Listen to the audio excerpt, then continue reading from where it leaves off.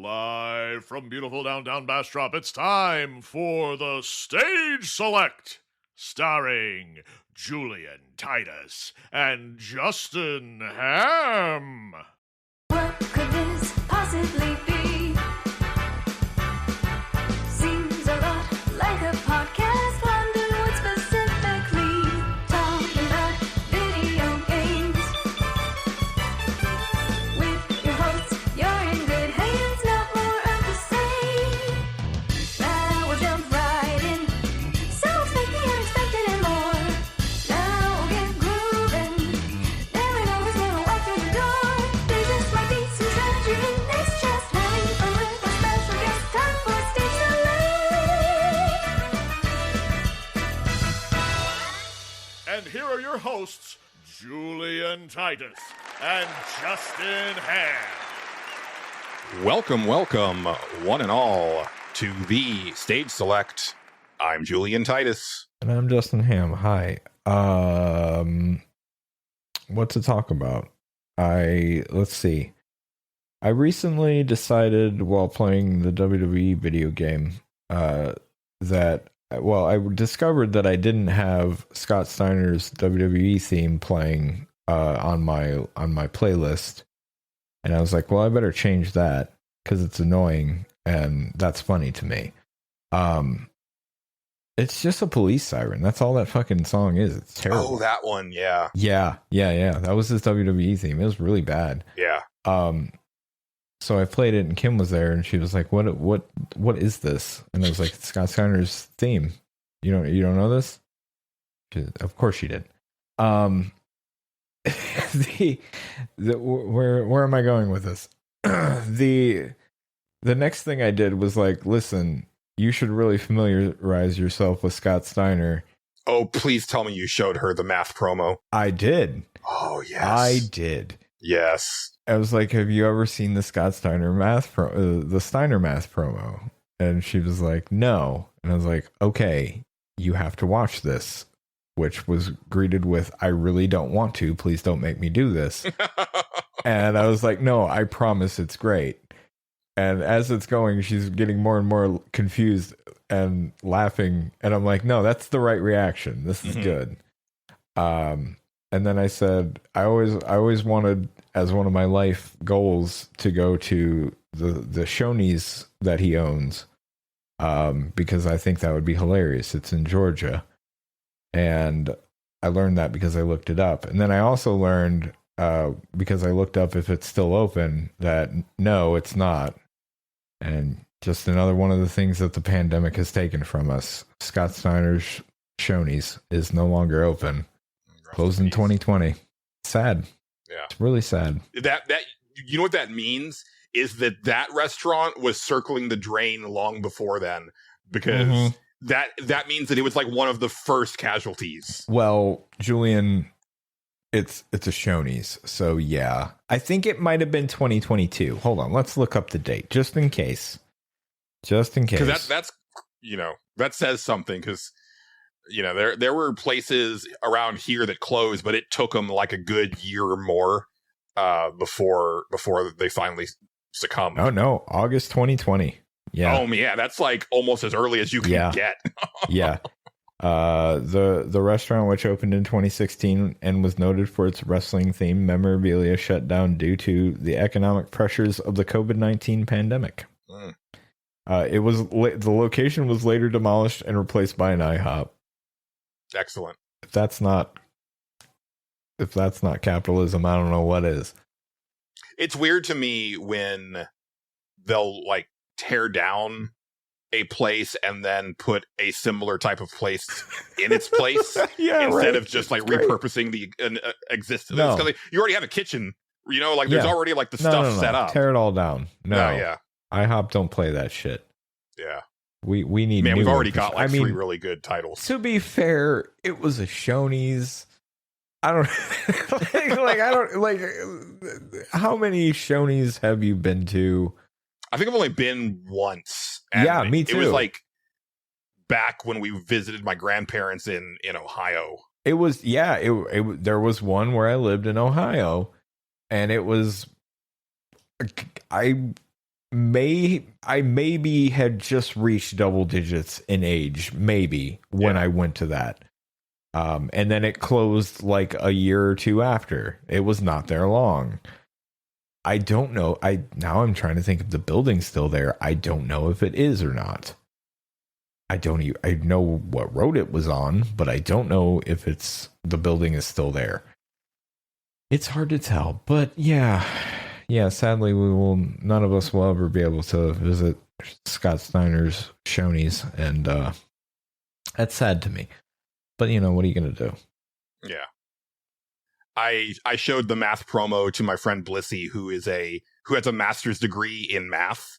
Yeah. And that was extra fun to just watch the eye like twitch harder the further the promo went. Yeah. And then there's me fucking hype manning it the entire time. So that's always the thing, because I'm just like, well, obviously he's right. I mean, in a normal match, you have a 50% chance of winning, but it's a 3-way, so you have a 33.3 chance of winning. Yeah, that's how it goes. But listen, Kurt Angle knows he can't beat him, so his odds drastically go down. Okay, right. Yeah, because he's a genetic freak. We all know that. It's and what makes it even better is that you've got poor Petey Williams there as little Papa Pump. He's just standing there. He's just there. It's great. I love it so much. And what a mess. Man, the guy who's not talking is 1,000% a better wrestler and should have had a bigger career than the one. Inventor of the Canadian Destroyer. I don't know if he invented it, but he's the person that put the name behind the Canadian Destroyer. Yeah, I credit that move to him, because I never saw that shit until him. Yeah, no, me neither. Yeah. I don't know if he invented it or not. I'm pretty sure he did, so... If you're listening to this and you have any interest in wrestling but don't know the Canadian Destroyer, go look up the Canadian Destroyer on YouTube, and it's pretty cool. And yeah, like I can't watch someone do that move without wincing. Yeah, it just looks so painful. Apparently, it's fairly safe to do. Oh, it has to be. There's no way that that move would have survived all this time. I can't remember who I heard talking about the Canadian Destroyer and how, because most of it is not so much on the person actually doing it. It's mostly on the person receiving it. So they have more control over how they land and all that stuff. So it's not as big a thing. Yeah. Anyway, I also bought a telephone for my mother, and it was a flip phone, and it doesn't work. And and that's it works, but it just turns itself off after so many minutes. So it's that's what you want. Garbage. Yeah, you just turn itself off. That's fine. So you can't get calls or anything. And ensure that it's not available for emergencies. Yeah, that's what I get for ordering a fucking $80 flip phone, which I can't believe they still make them. But here we are. There was a time, maybe about 7 or 8 years ago, where I had considered switching back to a flip phone, because I was like, I don't really, I can tell that having a screen is a problem, and it also I kind of miss, because I used to be able to text like a cheetah. Well, you know what I mean, like super fast, one-handed without looking at the screen with a flip phone. And I kind of miss that, but then I saw that even a flip phone, you still have to get a data plan for it. You still have to get all that stuff. Yeah. It's still the exact same cost. Yeah. And it's if I'm already paying for the functionality. I think my mother's going to get introduced to smartphones very soon. I don't care if she's intimidated by them. She's going to learn because of that reason. And the other reason being, I just ordered one and it didn't fucking work. So I'm a little peeved at fucking flip phones. Not only that, I learned today, because I was it was that realization just today that I was I'm going to have to take this back, which means I either have to ship it back and be it's broken, send me another one or whatever the fuck, or I have to go to a Verizon store and be this is broken. You need to do something about it, which they don't have flip phones on hand, because I looked that up already. Right. I'm great. Well, that's probably more what you want, because then they'll just give you credit towards the smartphone. Well, here's the thing. sadly have Verizon Wireless, and they're fucking bastards. So what they'll do is, if I return it, even though they sent me a broken fucking phone, they will basically charge me $50 for it. So I'm almost considering just going in and lying and just being like, hey, I would just like to turn this in for this, and we'll just go from there, because I paid for the whole thing. Like I didn't do that thing where you add it onto your bill or whatever the fuck. Right. That's stupid to me. But yeah, what a mess. More and more lately, I have been realizing just what a mess things are. It's like a thing where it's like you're aware of it, but then sometimes when you just like kind of take a step back and really look at things, it's like, holy shit. Yeah. Like it's $50 fucking to return a phone that cost me $80. So I will net $30 back. Basically, I'm punished for doing anything. I was like, that's terrible. The only way that it fully gets returned to me is if they discover that the phone doesn't work. And I'm like, okay, but it turns on. It waits like 10 minutes and then turns itself off every time. Yeah. Because I've tested it and it's nuts. There's no setting that I can find that is doing this or causing it. Like, I was like, oh, maybe there's like a sleep mode and it's just doing weird shit. No, it just turns itself off. It just decides now is the time I turn myself off. I'm done here. What a fucking world we live in. Yeah. It's crazy. I did my taxes, kind of at the last minute. And, I had like $130 refund. Ooh. And which leads me to think that my next one is I'm going to owe. I think I'm not taking enough out because I have, I'm making more at this job. Yeah.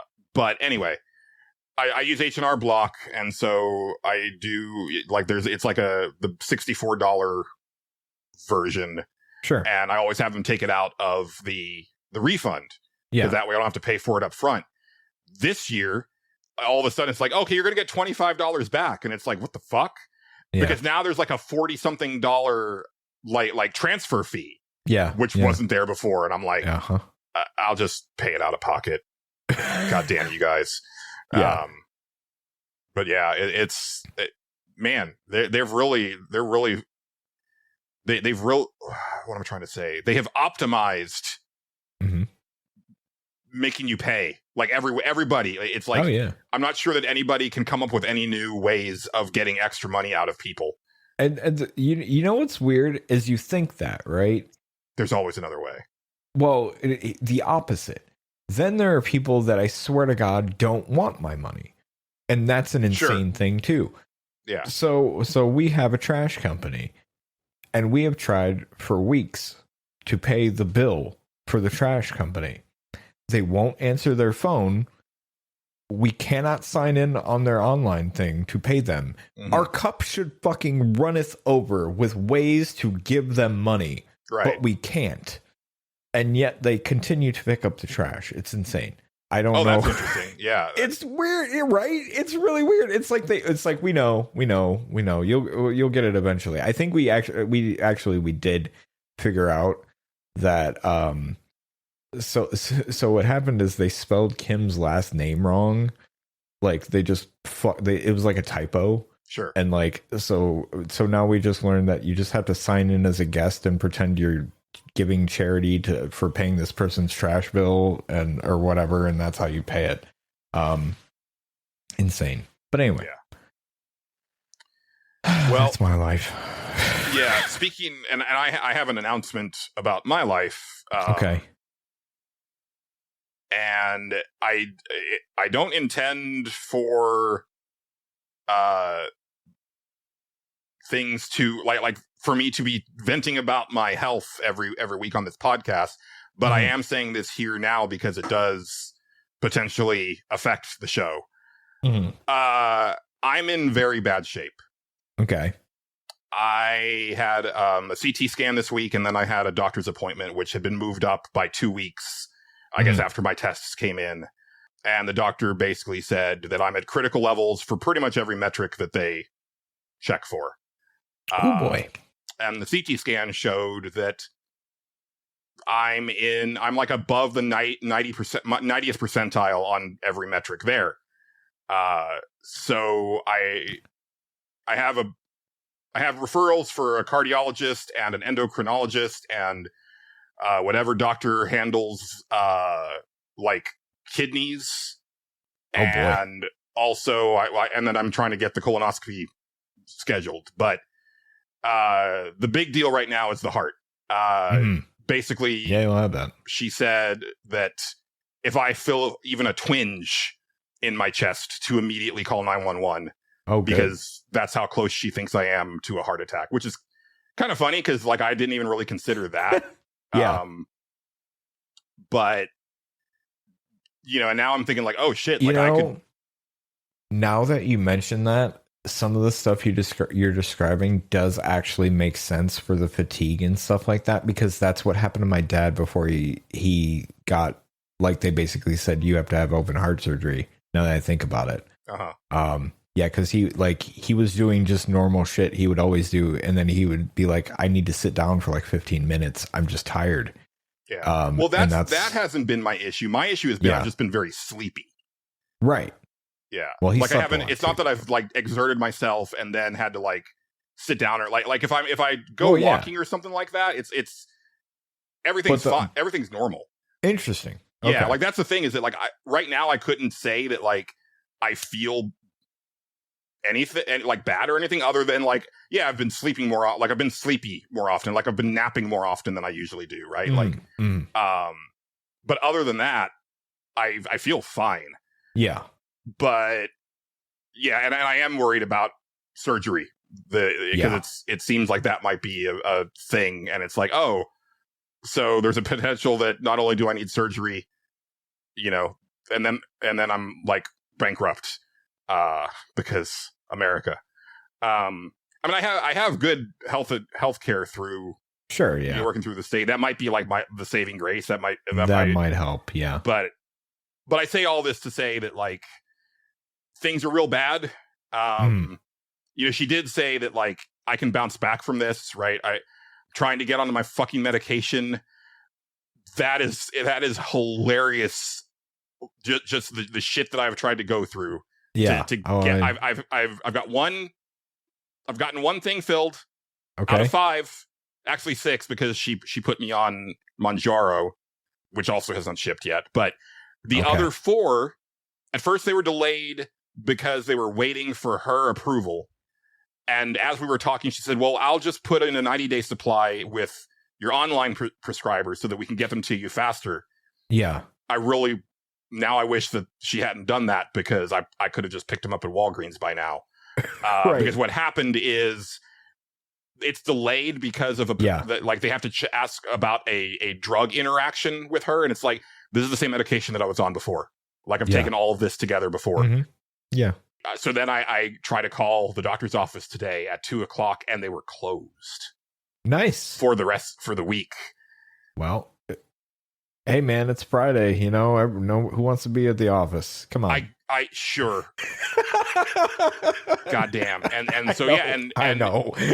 So best case scenario is that I get a hold of them on Monday, and then she approves that, and then based on the shipping, I might get it the following Monday. Yeah. Awesome. May I ask, is the online prescriber like the only way your insurance will do it?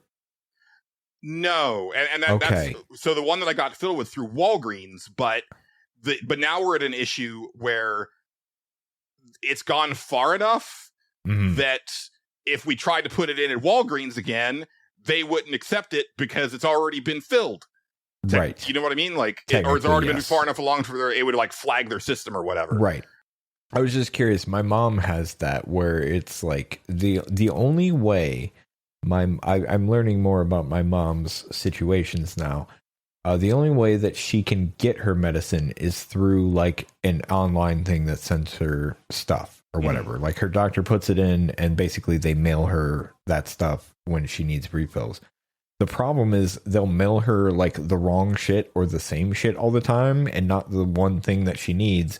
So then she has to like call the same people over again and say it didn't send again. And then they go, okay, we'll put it back in. And then they do. And then she gets sent the same thing, where I'm like, we live like 2 minutes away from a place that prescribes drugs. Like, we can go right there. And she's like, I can't go there because they don't accept my insurance. So I will either pay hundreds of dollars to do that or 40 something cents to do this. So we're doing this. That's how we're doing it. I'm like, yeah, no, I get it. So far, I haven't had any trouble with them, but I've only been able to use it a couple times because then the prescriptions ran out. I think it's cheaper through the online one. I think it is. Yeah. And usually, like, because I have like put in like a rush order before, like I said, hey, I need this overnight.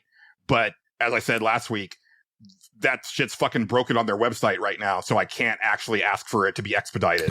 Fantastic. Yeah. Obviously, I'm in a pretty bad way mentally. Physically, I feel fine, but clearly that's not the case. Yeah. And it's funny. It's like, oh, I might just like worry myself into a heart attack. This is great. Because I don't like the cardiologist isn't like, it's almost like a month. It's actually exactly a month away from when we're recording this. To that end, this is where I ask for a little bit of help from the listeners. I don't do this very often each season, but I would like to hear from people who we don't normally hear from. Like, if you've never interacted with the show or you do it very sporadically, I just kind of want to hear that other people are out there. And the reason I say that is because we have now, as of April 17th, officially shattered our all-time download record, and we still have 2 more episodes to release this month. And apparently me not trying is just really working out, although I never really do. But I don't know. It's some weird shit. And like this month in particular, there's been like a ton of downloads from Vietnam, and like something's not adding up. Like, I don't know what about our show would be like, appealing to people in Vietnam other than like there's some sort of weird like bot farm going on, and that's where a lot of these downloads are coming from. But then I'm like, but to what end? I haven't gotten any like emails about like, hey, we can help boost your numbers or whatever. Right? Yeah. Which you would expect is like, hey, but like that's what I would expect is the grift is like bots come in, boost your numbers for a bit, and then you get an email saying like, hey, do you like what you see? We can keep that going. That would make sense, right? Yeah. Right. Maybe they're, I don't know. I have no idea. That's weird. And it's extra weird because it's all old episodes, right? So it's not like the new episodes are doing better than previously. It's like it's staying consistent like it's been, and that's fine. The only other explanation is someone on a VPN. And maybe it's tongue. Oh, that's a thought too. Yeah, I hadn't thought about that. VPNs are pretty wild, so. Yeah. But still weird that there'd be like a surge of downloads from like a specific country that we haven't had downloads from before. I have no idea, yeah. If you don't want the message to be read on the show, just let me know. Like, maybe that's part of the reason that some people don't chime in. Yeah, sure. But as always, our email address is thestageselectpod@gmail.com. You can comment on the posts on Spotify or YouTube or Patreon.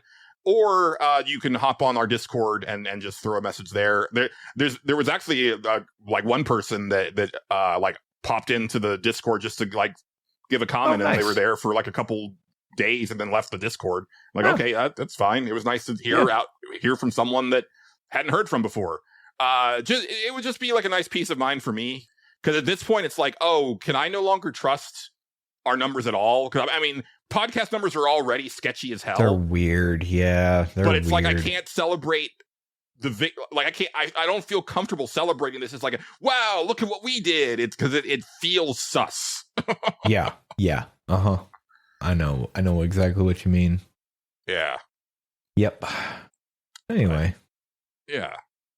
I guess I know I've got more stuff than you. You got Justin. way. I got like dick all. So yeah, I'm not gonna lie about it. So I'll kind of start off with my week, and actually it kind of piggybacks off of the announcement I just made, which is I'm now further in Bloodborne than I was back in 2015, and it's kind of funny because I realized that the trophies, as far as the bosses, are broken out by here's like main story bosses and here's side bosses. Okay. And so I had actually only beaten the second required boss, and I had beaten like the one that I had, that the trophy that I had, the most recent one was actually like an optional area. Okay. Because I just beat that one again, and then I went through the Forbidden Woods and beat the boss there, and then I got a trophy, and I was like, oh, okay, now I am definitely got ya further. Yeah. And yeah, it's kind of like what I said last week. Elden Ring spoiled me so much. Mm-hmm. I'm finding it very hard to go back to an older From game. And I was thinking about this. Well, okay, first off, the big problem that I have with Bloodborne specifically is there's a certain type of enemy that FromSoft designs that are my least favorite to fight, and I call them the flailers. Yeah. Where they just wail away just like a frenzy, like both arms constantly. And it's like every time that you think that they're done flailing, they're not done flailing. So you go into like, oh, it's my turn now. And it's like, oh no, they're still going.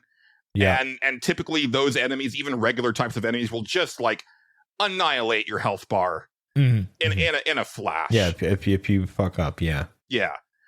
And Bloodborne, being a game based around you being a hunter and fighting beasts, a lot of the enemies are flail types, and also the bosses. And the issue that I've had with a lot of the bosses so far is not only are they the big flail type, but From went really hard on like the PS4 effects. So like all of these like bestial bosses have like all of this like streaming fur coming off of their bodies, and it really like disguises their animations in a way that I feel that they learned from that later on, because like Elden Ring I don't think really has that. Like there are like more elaborate designed bosses, but they're all very readable. And I don't find a lot of these larger bosses in Bloodborne readable at all. Interesting. And so it's a thing where it's like I'm not even really like, I can't really get these patterns down because I can't even tell what the fuck they're doing. Like, because it's just a big jumble of fur and limbs, and I don't know what's going on. Well, yeah. But then it occurred to me, because okay, there's no arguing that FromSoft games are hard, right? Like that's just a given. But now I'm feeling, and this might just be for me, I don't know, people can chime in, but I had a thought as I was playing Bloodborne that hard doesn't necessarily equal challenge. And I think that's the big issue that I'm having with Bloodborne so far, is that I don't feel challenged. I feel that it's hard because it's annoying. Sure. Yeah. And, and it's some of the stuff that I have issues with in like the back half of Elden Ring. Honestly, Bloodborne feels to me like the back half of Elden Ring, or back quarter of Elden Ring, right? Okay. Like once you get into the Land of the Giants, know, all that stuff. Yeah. Where it's just like everything that I fight does so much damage. Oh, yeah. And then, like I talked about last week, the runbacks, right? Yeah. It's so long, and the checkpointing is like so infrequent. So like I was going through the Forbidden Woods, and I guess I hadn't gone through that part at all the first time around. And so people who know Bloodborne really well will probably know exactly what I'm talking about. But like there's a part where you venture into the woods, and then like the first thing is that you'll probably step on this trap that brings down this spiked barricade thing it'll probably kill you in one hit, because if you take it full on, it does a lot of damage. And you learn, okay, there's traps in this woods, I need to watch out for that. Okay. Yeah. And then you get further in, and there's like this really crazy like choke point valley where there's these guys throwing oil bottles at you, and there's fire everywhere. And so if you get hit with fire while you're covered in oil, that's pretty much an instant kill. Good. Yeah. And there's also a lot of enemies there, including the dogs, and the dogs are an extra problem in this game compared to some of the other ones.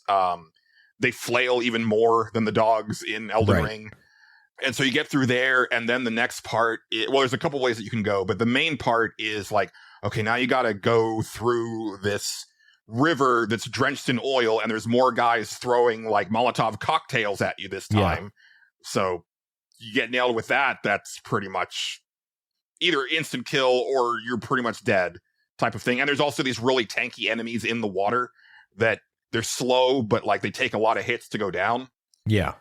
And then you get past all of that, and there's a guy on a cannon that is firing, and the splash damage on the cannon is very wide, and it does a shit ton of damage, and you got to kind of like dart in and out of these buildings, but of course all the buildings have enemies in them, so you've got to be able to handle these groups of enemies and stuff like that.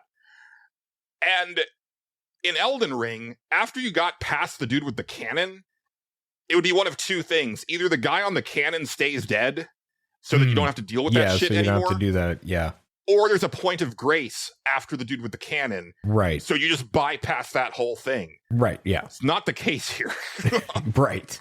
You actually have to go even further than that, and then eventually you open up a shortcut that takes you back to the beginning of where you were, but at least you can get past there. But the first time that I made it all the way through that, and it took me 8 or 9 times just to get too close to where the shortcut was. That's where they introduce like because the main enemies in Bloodborne are a lot like the Ganados in Resident Evil 4. Okay. Where it's like they're mainly just crazed villagers with like makeshift weapons. Right. But then when you get to this point, it's like, oh, now their heads explode into like 8 snakes. Good. And they're tankier, and the snakes attack very quickly, and they poison you. I die instantly. And then it took me like another 5 or 6 tries just to get back there. And then when I got back to that one, I was like, I am just throwing Molotovs at this guy until he's dead. Yeah. And then thankfully, then I found the shortcut, and I didn't have to deal with that anymore. But it's like, that wasn't challenging. It was just annoying. Yeah. It's like, I can handle all of this stuff, right? I got to the point where it's like, I could make it nearly to that snake dude, no problem. Except that every once in a while, like, you know, sometimes shit just goes bad in a FromSoft game. It does. I think that's kind of my fundamental issue, is that I like being challenged. I don't like games that are hard in an annoying sense. And that's kind of how I feel about this. And it's probably how I would feel if I went much deeper in their previous games, like pre-Elden Ring. Dark Souls has like a historically bullshit part in I forget the name of that city. Anor Londo. Yeah. I've heard. Yeah, that one's pretty nightmarish, if I remember. I had never done it myself, but I looking at the design of it, I'm like, oh yeah, that sucks. Yeah. that really sucks. So yeah, that's been kind of my thing. Now, I will say that there's stuff in Bloodborne that I am really enjoying. I already knew kind of the twist of the theme, like the thematics of Bloodborne, because it's been so long. Yeah. But it's still pretty cool to see it go from like, hey, this town is really weird and there's this hunt going on. And so you talk to the people like in the houses and they're like, I'm not coming out until the hunt's over. And there's all these, but the people who are out are all feral and stuff like that. And you're fighting like werewolves and various beasts and stuff like that. But then it's like, wait, what is that? That's a weird looking enemy. And then you get further in, it's like, that's a really fucking weird looking enemy. Right, yeah. And I'm at the point now where, and it's a really cool bit of, I'll talk about this a little bit later, but I'm always a big fan of storytelling through mechanics. And I like the fact that, like, you're as you beat bosses, you acquire insight, but you can also find items where you can use that to gain more insight. And they're called Madman's Knowledge. And I think even in the item description, it says something like having too much insight, may allow you to see the things that the madmen saw or whatever. And I'm at 50 insight now. And it's like, now you start seeing the real shit that's Right. going on, and that is really cool. Yeah. There are things in the environment that you can only see when you have high enough insight. Interesting. Yeah. And that's a really neat feature. And I'm wondering if it gets to the point where, like, if you have high enough insight, then they can touch you, right? Sure, Like, is it a thing where, because right now it's just a very passive thing. It's like, whoa, what the fuck is that? Yeah. But I'm wondering if I go further, if it's going to be like, oh, now they're aware of you, Mm. and they're gonna start coming after you. Because I think that's a pretty neat thing. Yeah. I'm trying to remember where I got to. I beat. Oh, right. And yeah, and that was the other thing. Okay. Another really good example of not challenging, just annoying. You may have heard the name Rom, the vacuous spider, Justin. That rings a bell. Yeah. First of all, getting there, I never would have found that. I would have just been stuck. Yeah. Because Okay. it's a thing where you have to fall off of a ledge into some water, and it's like, up to that point, you don't want to do that. And there's Right. nothing indicating you towards that objective. Uh-huh. Oh, God. That's FromSoft. Yeah, that's very much their shit. Yeah. Yeah. And Uh-huh. so Rom is a spider surrounded by a lot of baby spiders. But Yes. all of them Yeah. have basically, like, I think, like rock heads. So they can't, Okay. they don't take hardly any damage from dead on. You have to Hmm. get to the side or to the back to actually do damage. Sure. In the first part of the fight, if you can clear out all the spiders, he won't like regenerate. He won't spawn more spiders, and you can Okay. actually like take him down to about half health before he starts to do anything. Then he teleports away. He spawns more spiders. If you try to kill all the spiders again, he just replaces them with more. So that's Hmm. not an option. And now the main spider is doing like all of these like spells. Like there's like these meteor spells that he does that you can't really tell where they're coming from. And then there's another attack where it comes from like below and it's like a big eruption or whatever. Okay. He also starts Yeah. like, I wouldn't say flailing because he doesn't have any arms, but he's like thrashing back and forth, which Yeah. will do damage. All you have to do is get on his side and wail away at him. Yeah. The thing preventing you from doing that is his thrashing around and his AoE spells, and then Sure. Yeah. him spawning so many spiders that you will instantly get like just stun locked if you're not careful. Sure. Yeah. Again, no challenge there, just Just extremely annoying. Yeah. annoying to deal with. Right. It's like like if you just change like one factor of that fight, it could be like a more interesting and more rewarding fight. But Sure. Yeah. if it was a thing where you're dealing with all of that, but you can still like kill off all of the spiders, and there's like a window where then you can attack before he spawns more, Mm. that would make it more interesting and challenging because Sure. Yeah. because it is a challenge to like take out all those spiders while all the other shit is going on. Oh yeah. Because I tried that. But yeah, it was just like, man, I know these guys are known for like really incredible boss fights, but so far Bloodborne ain't it. I Yeah. have not enjoyed. Well, I actually did enjoy the Father Gascoigne fight because that's where I think that's that the they one- really excel is when it's Yeah. like, I've noticed that like the bigger the boss in a FromSoft Mm-hmm. game, the less interesting or challenging they are. That usually seems to be the case. Yeah. Yeah. You can see the attacks coming from a mile away. You can kind of get, like roll to the side or behind them to Right. get some free hits. Yeah. If they're your size, it's going to be interesting usually. Yes. Yeah. I want to say Wooly was saying it's the thing where if they're your size and they walk slowly towards you, you know you're in for it. You know you're fucked. Yeah. Yeah. And those have been like kind of my most enjoyable boss fights in like Yeah. Elden Ring and stuff like that. Yeah. So yeah. And then once I had my doctor's appointment, I was like, I should probably not play something that's actively pissing me off. Probably. Yeah. That's what so one of, I'm trying, right? Like I've kind of like done a 180 on my diet in the last couple days. Like, Oh, that's good. I bought some actual groceries. I had a salad for lunch today. Oh, wow. I had salmon with asparagus before we recorded, where normally Wow. I would go to Whataburger after Yeah. we're done. I've cut back on my sodas, even though they're sugar free, but just for the caffeine. So I am like trying That's shit. good. That's good. Just trying not to tempt fate. So I was like, yeah, let's play like some less impactful shit. Sure. Yeah. So I put Bloodborne down. Don't know if I'm going to go back to it anytime soon, or even if I come out of this, simply because I wasn't enjoying myself nearly as much as Elden Ring. And again, not to be repetitive, but Elden Ring is just like, I think they nailed it with that one. Like, I think that game has, it's how I was talking about when I was on Games My Mom Found, when we were talking about Street Fighter 3. Sure. And I was saying that the reason I didn't like Street Fighter 3 is that the skill floor is so high already that I just found it like not fun to play. Where the reason I love Street Fighter 4 is the skill floor is low, but the skill ceiling is also very high. So there's like there's a lot of room to grow. And I like being right there in the middle, where it's like, as I played the game, I got like very proficient in it.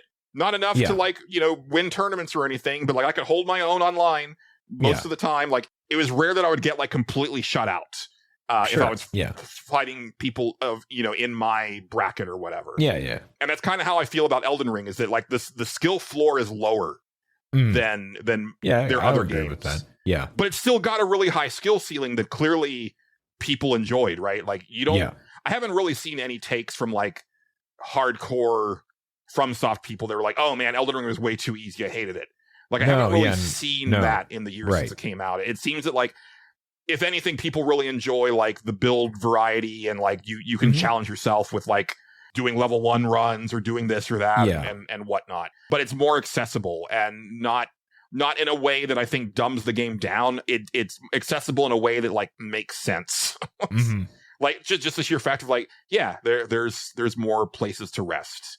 Because sometimes, even something as simple as sometimes you don't have a dedicated 2 hours to go through an entire area to find the next checkpoint. It's so big that, it makes sense to be able to warp around to some of these spots and have to, that you're going to have to visit again or whatever. Yeah. Yeah.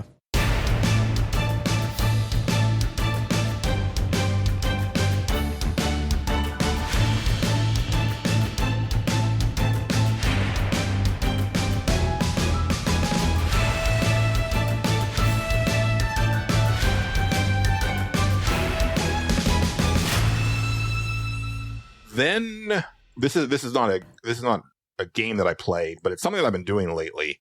I guess, look, I've been thinking about my own mortality a lot lately.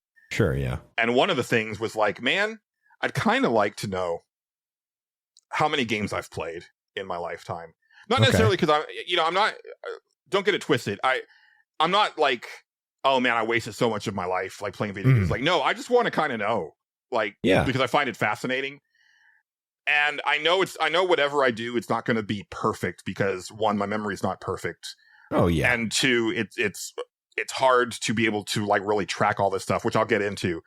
But I had seen some people in the Discord using Backloggd, which is spelled like Backloggd without the E. Very annoying. Sure. And so I started an account on there, and I've been kind of like, like when I'm watching YouTube and stuff like that, I'll just be on the website on my phone, like adding stuff. I haven't added everything, obviously, but right now I'm at 1,138 games played. Nice. And that seems very low to me. And I guess I just vastly overestimated games, period.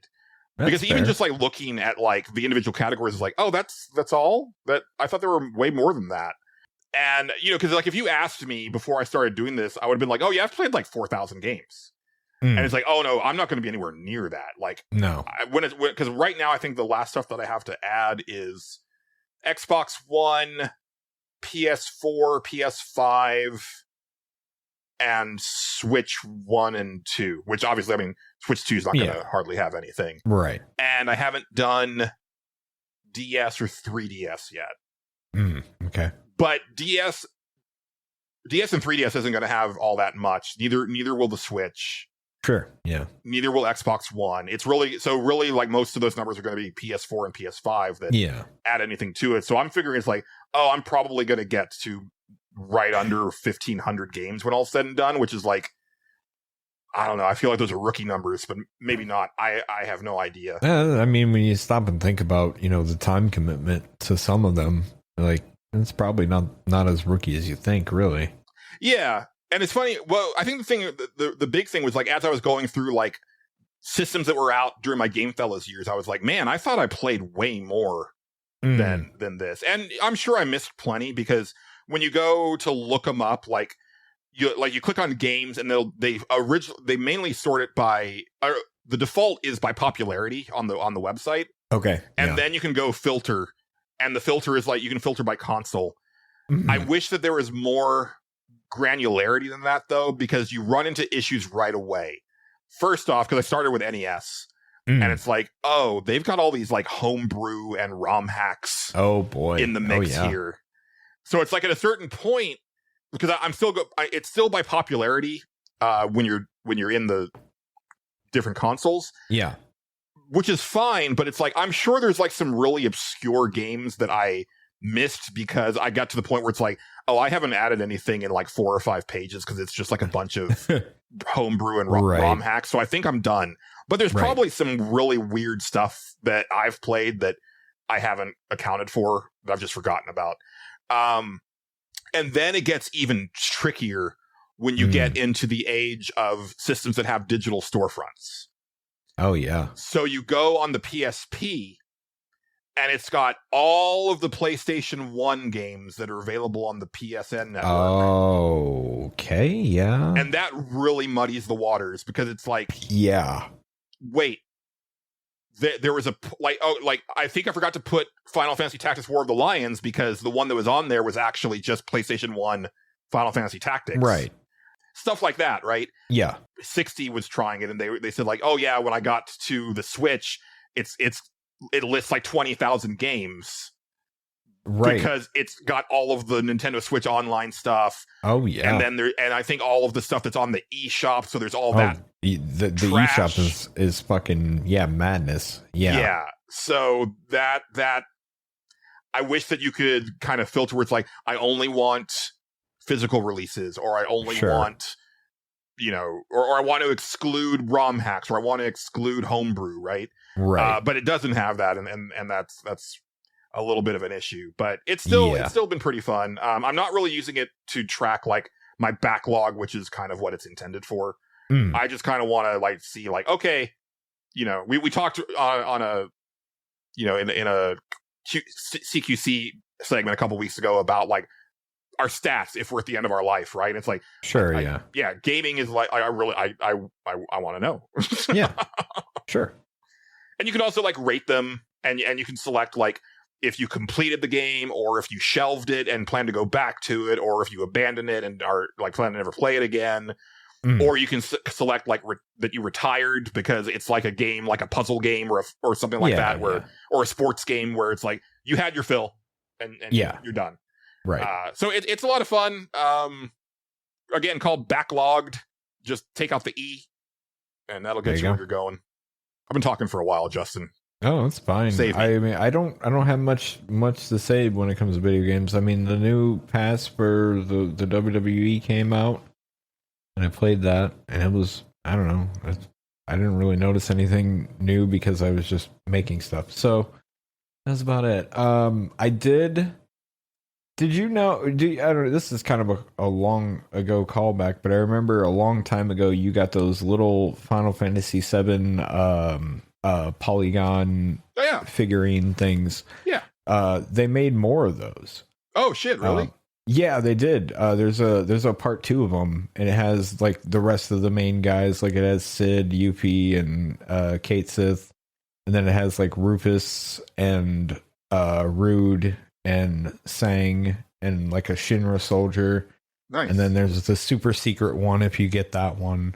You got the super secret one last time, which I'm jealous of. Oh, I did, didn't I? I got Cloud in the dress. Yeah, I did not. I got like another Cloud, and I was like, okay, well, I don't know what the hell I'm going to do with this. But this time I actually did get the super secret one because it was Zach. Oh, nice. And I was like, oh, pretty neat. So now I have the whole cast over here, and the bad guys have their own little section. It's pretty neat. It's pretty neat. Yeah, I love those figures. That was like a really inspired cool. bit of merch. Yeah, they're really cool. So happy to have those. Other than that, I'm trying to think if I did anything else. Oh, not what? This is video game related, but not necessarily, but it's also movie related. Did you happen to see the full Street Fighter trailer? Yeah, I did. It looked pretty good. Holy shit, dude. Yeah, I really want to see that movie. God damn, I just had the biggest grin on my face like the whole time. Mm-hmm. No, it looks good. I didn't expect them to go that hard. It looks nuts. When Zangief does that super combo on Ken, I was just like, oh, we're really doing this. They're going for it. Yeah, they are fucking. Yeah, that's gonna be wild. When Bison does a Psycho Crusher in that movie, I'm going to pop the fuck off. Oh yeah, 100%. Yeah, I'm interested. I'm very interested. Wasn't expecting it to be set during the 90s. That's also like a pretty neat thing that they're doing there. Yeah. I do think, I was looking at the movie posters and I was like, oh, I just realized that Akuma's in this movie, but not Sagat, which is a weird choice. He's the only one from the main 12 that isn't in the movie. That's a really weird choice, honestly. Yeah. It makes sense that Cammy's there because, she's kind of grandfathered in with the way that her origin story works. Yeah, and also she's in the doll form or whatever. Right. She has that uniform on. Yeah, because you kind of if you really want to tell the Street Fighter story, you can't really neglect some of the alpha lore. Sure. Yeah. But yeah, Sagat not being there is weird and I do agree with I was watching Matt McMuscles kind of go through the trailer after I watched it, and he I echo what he says, which is it's kind of hard to envision Akuma fitting into the movie with everything else going on because you kind of need Akuma to be more of the focal point of the movie. Yeah, that almost feels like a sequel bit. You know what I mean? That's how I feel on that one. Yeah, Sagat not being there is strange though, because in the even in the comic book lore, he's a big deal. Sagat? He's yeah, I mean, because that's the whole thing, the grudge with Ryu, right? And yeah, that's why he has the scar on his chest. He's not only that, he's the right hand man of M. Bison or whatever. Yeah, so he's constant, he's the big antagonist for a Chun-Li comic I read and stuff like that. It's really weird that he's not in there. If you're gonna tell the full. If you're going for a lore thing, but then again, I don't know what they're going for. So fully until I see the movie, right? But yeah, that's a fascinating omission. So we'll see. Yeah, maybe they're just I don't know. Tall Muay Thai guy is just not interesting enough. So I think that's what makes him interesting. But maybe but that might be the problem. Is this guy doesn't exist. We can't find an actor that can play this. Yeah. That might. Yeah. Maybe because I would imagine. Well, I was going to say you would probably want to cast an actual Thai actor, but then again, the guy playing Dan Hibiki is a Hispanic dude. So sure. Yeah. We're still doing that. Well, apparently he's kind of a piece of shit. So that kind of sucks. Oh. I did not know that. Yeah. But no, I'm really into it. I saw Cody Rhodes came out in his full Guile makeup to a WWE show that's good. Today or something or yesterday or something. I haven't watched wrestling in a long time, so I don't know. I just saw this on Twitter because that's the only place where I see wrestling stuff. Yeah, but I'm super jazzed. I love the bit where Ryu comes to see Ken and Ken's just trying to go ham on Ryu, and Ryu's doing this John Wick thing of just no, I don't want to fight, man. He's just dodging. That was pretty awesome. Yeah, that was pretty great. Oh man, I am excited. Yeah, it looks good. Good. It looks like Ken's the main focus, right? That's what I got out of it. Seems anyway. it seems like Ken and Chun-Li, and I'm thinking, because I watched the trailer a few times at this point, because I was like, oh, it's weird that Chun-Li's the one handing out all of the invitations to this tournament, but then I was like, oh, she got in close to Bison this time, like she's undercover working for Bison. It's either that or she's trying to find enough people in this tournament that can fight him. I don't know. No, like there's actually a part where she's like standing like on the dais, like where Bison sits. That's a weird thing, because most Street Fighter lore is her like blood feud with him, and well, but I think that's still there. But it's her. This is her way of getting close. Yeah, yeah, it's entirely possible. Yeah, I guess we'll find out. Not until October though. Yeah, I thought for sure that would be out like way earlier than that, but October seems like a weird month to put that out. But that's just me. It really does. I thought it would have been around this time of year or like end of summer. Yeah, I could see like August. That'd be, or maybe even like, I don't know, for whatever reason, October feels like a month I would want to avoid if I was that movie in particular, because of the season that it is. That's, that's when you put your horror movie out. Right. That's, that's what people usually want to see around that time of year. So. Yeah, well, we'll see. We'll see how it goes for them. I have a feeling it's not going to do well. Probably not.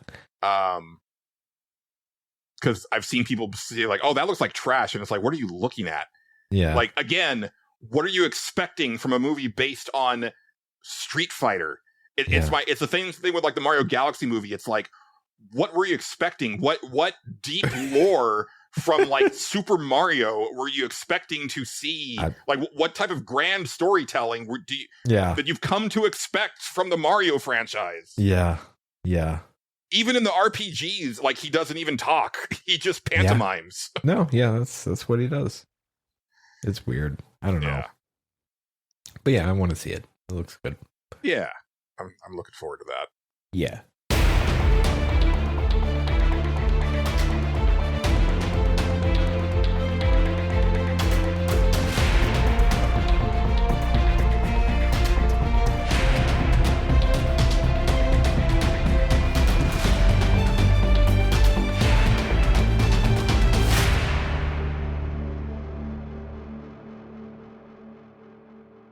The State Select is made possible through the support and funding of viewers like you. Here are our wonderful patrons. Well, I've got a couple more things, Justin, but before that, why don't we take a moment to thank our wonderful patrons? Okay, let's do that. Alrighty. We appreciate all of our lovely patrons, but every week we like to thank the executive producer tier.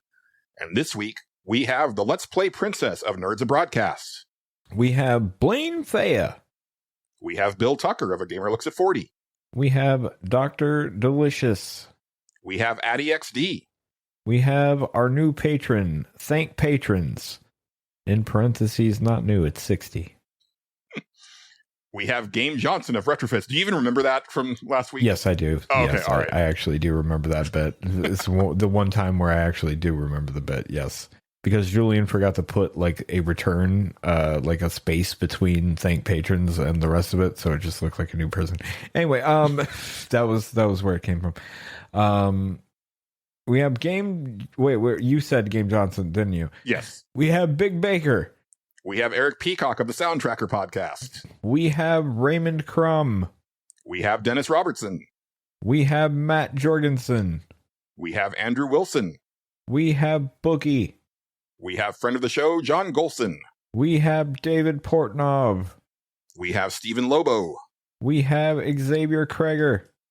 We have Exrian. We have Casey Curran. And last but not least, we have Philip P.K. Becker. Congratulations. Thank you all for supporting the show at the executive producer tier. Yes. I saw a trailer on YouTube the other day for a game called Ghost Hunting Journal. And there is a demo available on Steam, and I instantly wishlisted it and I downloaded it because dude, you need to look at this. I'm going. It's got such a cool look. It's It's like a side-scrolling adventure game that will kind of bring to mind 13 Sentinels, but art style and kind of just general look is very Persona-inspired. Yeah. It scared the shit out of me because I didn't know I had my volume on Steam. Okay, yeah. Look-wise, it's pretty cool.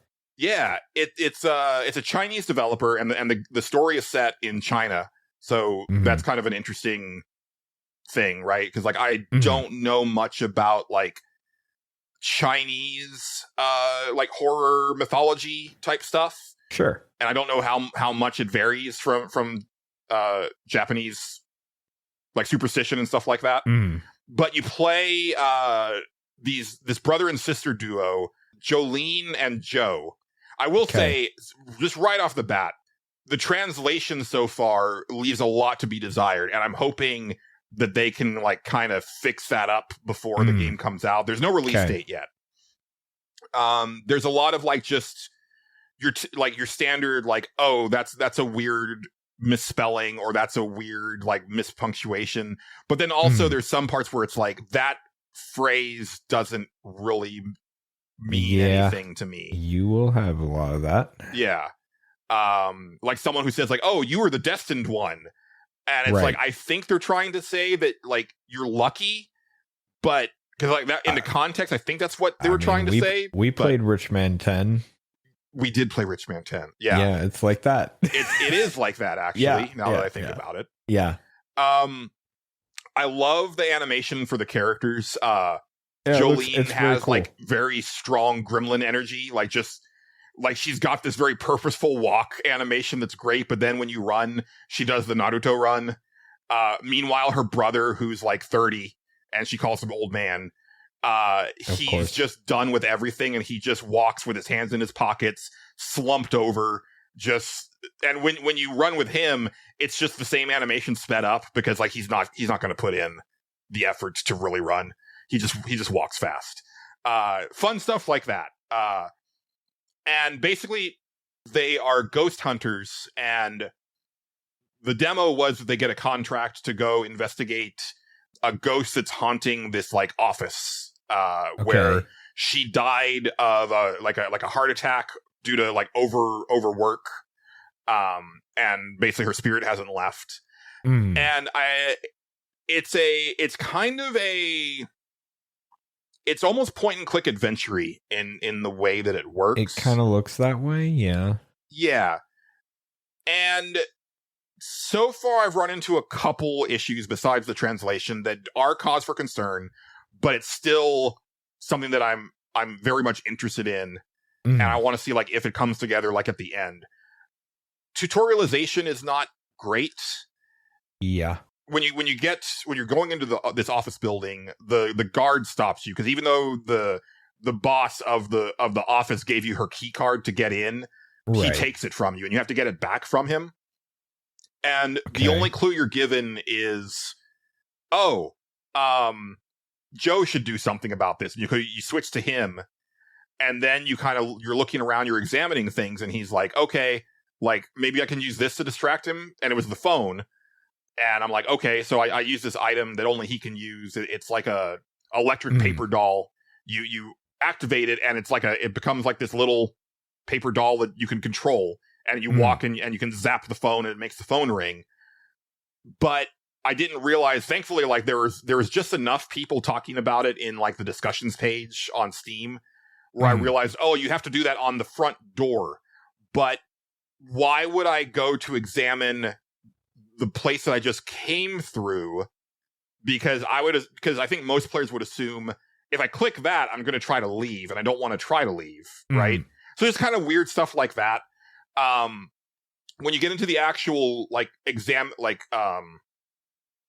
ghost detection or whatever, the ghost hunting, it is kind of like what you see on like TV shows, where first you bring out like your temperature gun, and you're kind of reading the temperature in the room, and you're stopping at places where it gets very cold, and then you bring out your EMF to like see if there's like a response there, and then you investigate closer, and you start taking pictures as evidence and stuff like that.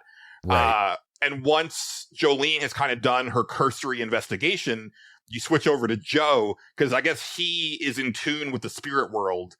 And so then you can he can use cursed objects. And so in this first part in the demo, you have 2 cursed objects. You have a Ouija board and a voodoo doll. And so you can use the Ouija board to try to communicate with the spirit and try to get information that way.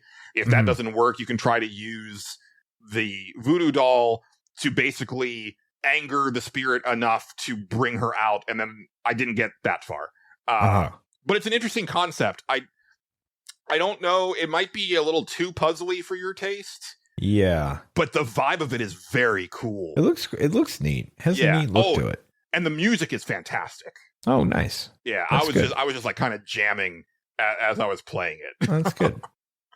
So I definitely want to see more. Oh, and also little clunky with the controls. It's all keyboard based. Yeah. Managing your inventory or even like going into like different screens is more clunky than I would like it to be.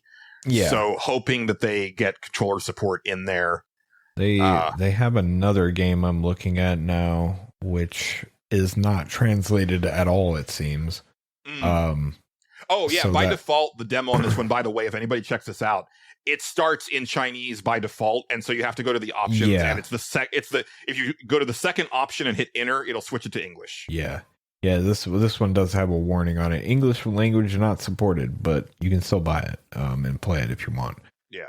Interesting. This is just called The Suspected Murder, with some symbols and some Chinese writing in front of it that I have no idea what it is. Is it a similar type of format, like a side-scrolling adventure? No, thing? This one looks more visual novel-y. Okay. But I don't know what it is. It almost looks like you're using a PC, but then again, there are I think side-scrolling parts. It looks interesting. I can tell you that much. Yeah. This came out just a year ago, February 14th, 2025. Okay. But yeah, it's not, like I said, it's not translated or anything. So yeah. Let's see. They do have AI stuff in this one. Interesting. Oh no, you said it was last year.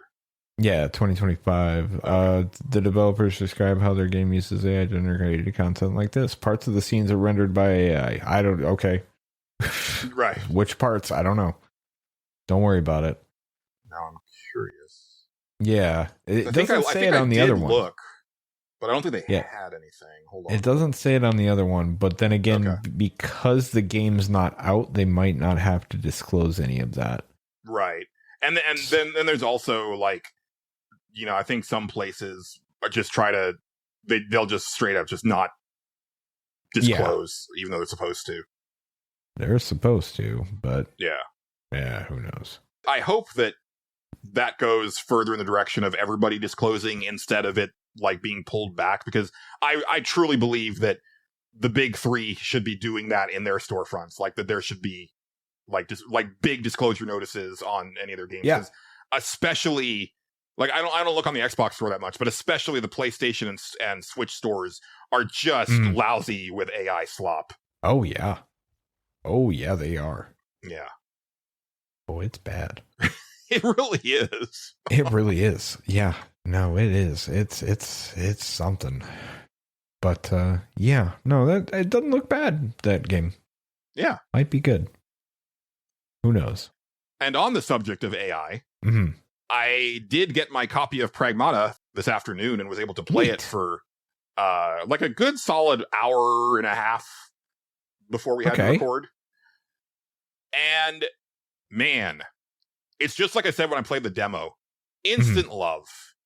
Nice. That game it feels really good. And I don't know what sorcery they did where this feels so good to play and all of the Resident Evil games don't. Or the recent Resident Evil games. I find like the aiming like very snappy. I really like the traversal. Like I like the air boosting and the thrusters, and it's really cool. So Mhm. if you haven't been following it or anything, because I don't know if I didn't really know what the overall setup was before with the demo, but you play Hugh Williams, who is he's part of like this company's, I almost want to say engineer, but not necessarily engineer. They're kind of the people that are called when like something breaks and they come in to work on it, right?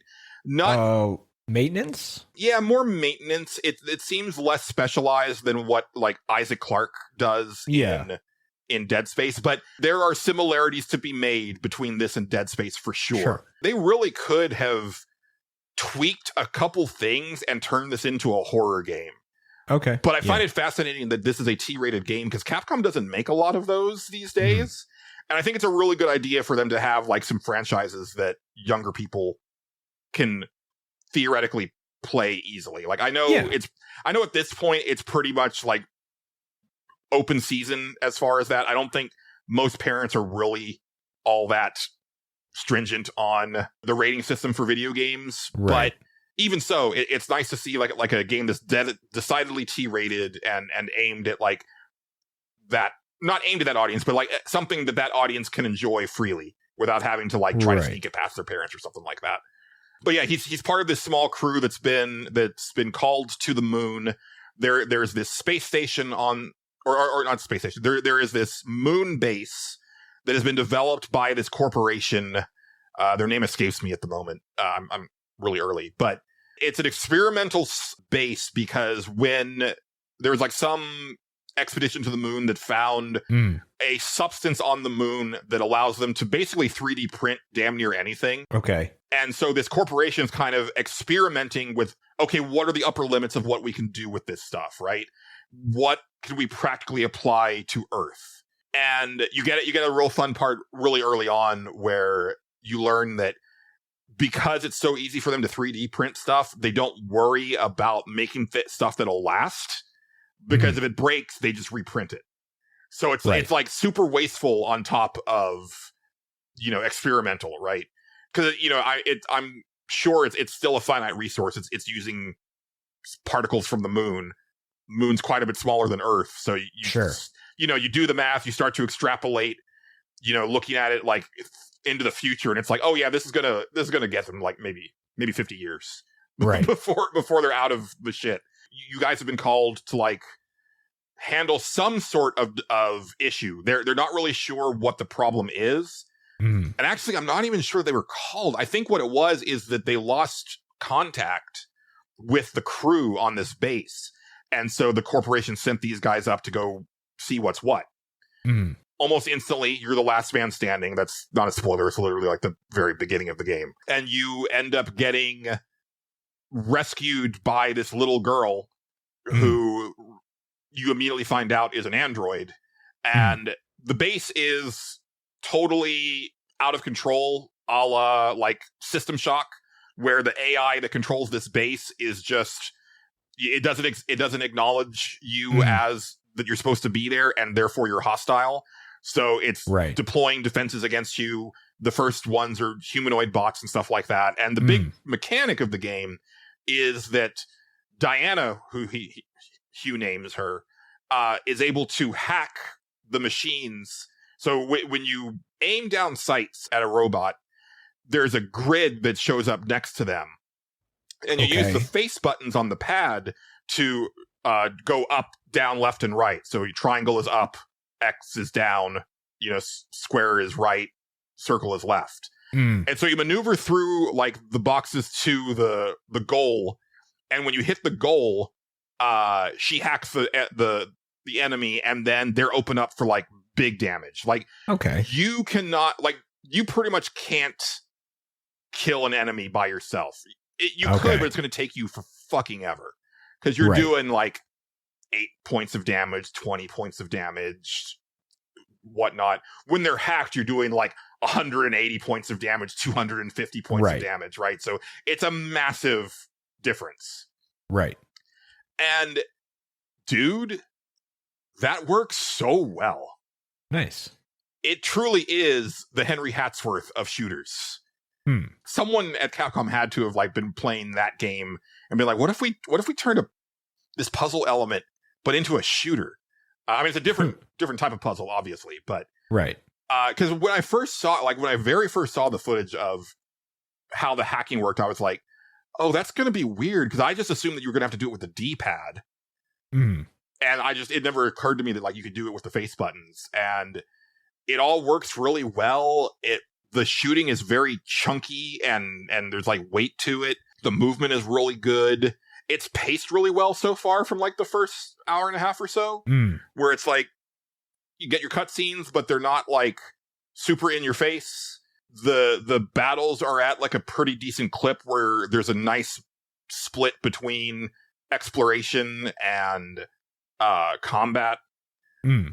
Like I was talking about with Bloodborne earlier, I like there's a little bit of the storytelling through the mechanics, which is you have your main weapon, which I think it like that actually is a sidearm. Like these guys, like they're equipped with a gun, even though they're ostensibly maintenance guys. But I guess I don't know what the state of the world is.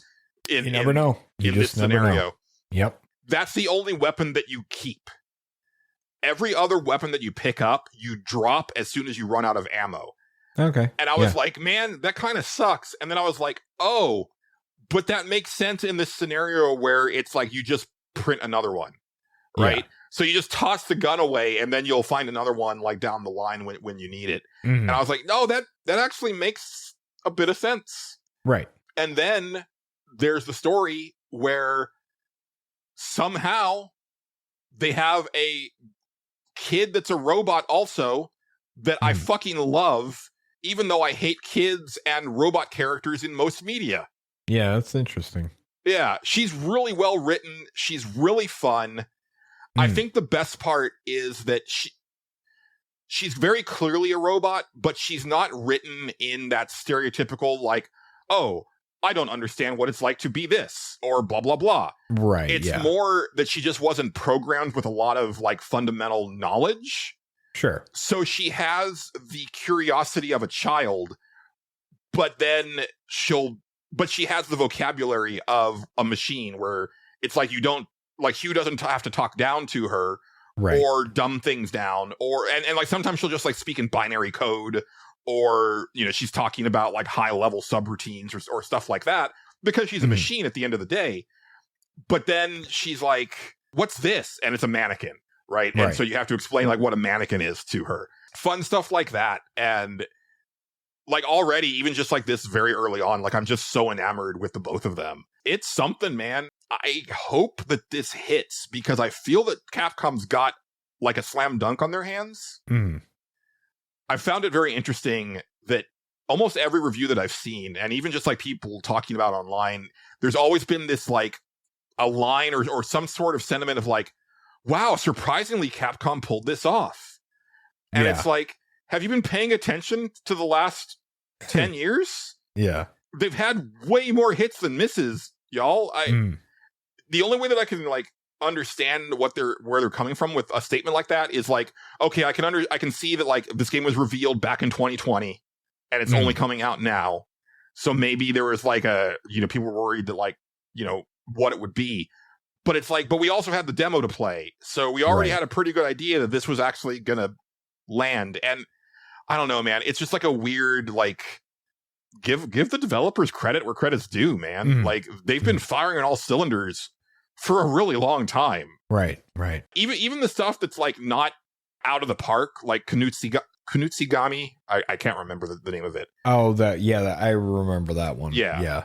And Exoprimal, right? Like they're interesting games. They don't necessarily fire on all cylinders, but man, they've got some shit going on for sure. Yeah. But yeah, I'm really impressed with it so far. That's good. I'm really looking for, like, I kind of want to just burn through that, like this weekend. Because I think that's kind of what I ended up doing with Requiem. Like, I burned through Requiem pretty quick. Yeah, you did. And I've heard that this one is about as long as Requiem. So I'm sure that I'll have final thoughts next week, even though I'm only possibly at the very beginning. But yeah, very, very, very good. Last thing, real quick. I have been playing Treasure of Nadia. How's that been going? It's been going. Yeah. All right. I'm finally further than I've ever been. So that game is annoying because it doesn't support cloud saves. Interesting. So I had played it for a decent chunk on the laptop that I used for chatting with friends. Yeah. And then I downloaded it to my Steam Deck and was mortified to find out that I had to start over. Oh yeah. And I played it a couple hours there. But then I was like, I'm gonna play it here on my big computer. And so that's where I've been playing it, but I had to start over a third time. Sure. Yeah. I'm glad that I played Lust Epidemic before. Because it fixes one of my big complaints about Treasures of Nadia at the beginning, because I was like, all right, the time between meeting to fooling around with all of these characters is way too short. It's like you meet this married woman like at the very beginning of the game, and then she is sucking your dick the next time that you talk to her. And I was like, sure, yeah. Like, where's the buildup? Like, this is weird. But then with Lust Epidemic, you realize that there's shit contributing to that before you even get there. And I was like, oh, okay, now I understand. And it is in the story. And I mean, I think it does come out in Nadia, even if you haven't played the first one. It where does. It's like, like, oh, a year ago, everybody started feeling kind of weird. And it's like this takes place a year after Lust Epidemic.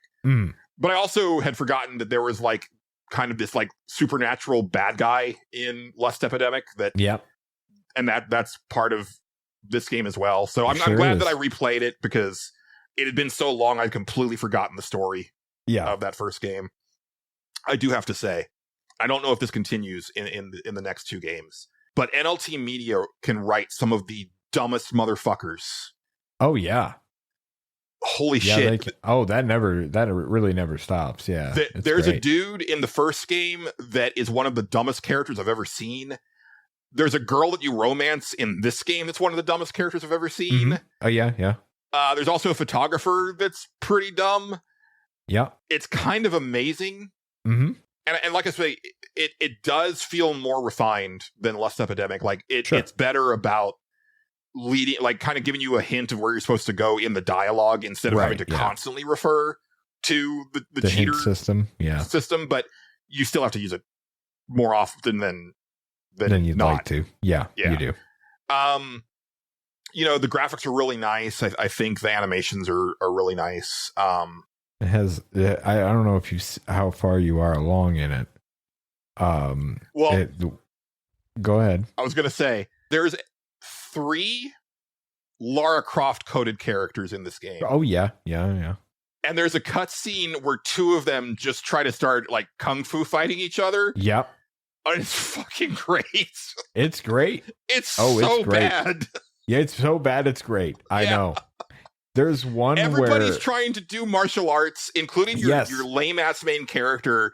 Oh man, that's my favorite scene. I don't know if you've seen it yet. There's one where he kick to get the dude out of the yeah, and then I think he just gets like annihilated like immediately after he does it too, or something like that. I know there's one where he does a bunch of shit, and I was like, it looked kind of impressive, and then the dude just hits him, and I'm like, that was great. That was amazing. Oh man, it's delightfully bad. Yeah, I love it. Yeah, and the story's interesting, especially coming hot off the heels of the first game, where it's like, oh, I'm actually seeing how this stuff is connecting, and then I'm like, oh, and I think I'm also starting to see like hints of what's going to be in the next one, which is kind of cool. Yeah. So that all that stuff is neat. It's too long. Oh yeah, it is. And so it's got a craft. This one has a crafting system. Well, I guess the first game had a crafting system as well. Not now that I think about it. Yeah. Sure. But this one, you find crafting scrolls on the floor and you see them. It's like, okay, that's the recipe. But if you don't memorize that recipe, you just got to go back and find it and look at it because it's not recorded anywhere until you make it. There's a chest that you can buy from the shop that will keep track of the stuff that you've made before. But again, only the stuff that you've made before, not the recipes that you found and have not yet used. So it'll be a situation where you're exploring and you'll be like, oh, here's this recipe for a musket. Okay, cool. And then like way later, you find all the ingredients for the musket. Right. Yeah. And then you have to remember, wait, where was that recipe for the musket? Right. And go all the way back to look at that. Yeah. Remember what's there, and then go all the way to the altar to go craft the thing. Yeah. And it's like, all you had to do was have a place where he jots down the recipe in your inventory. Yeah. And that just that For one whatever thing. reason, I didn't have a problem with that, and I don't know why. Because I remember that game being annoying, but it was in certain spots, and I cannot remember what those spots were. It's definitely too long by a lot. Yeah, I do remember that. There's definitely a point where you're just like, is this gonna wrap up anytime soon? Yeah, and it just keeps fucking going.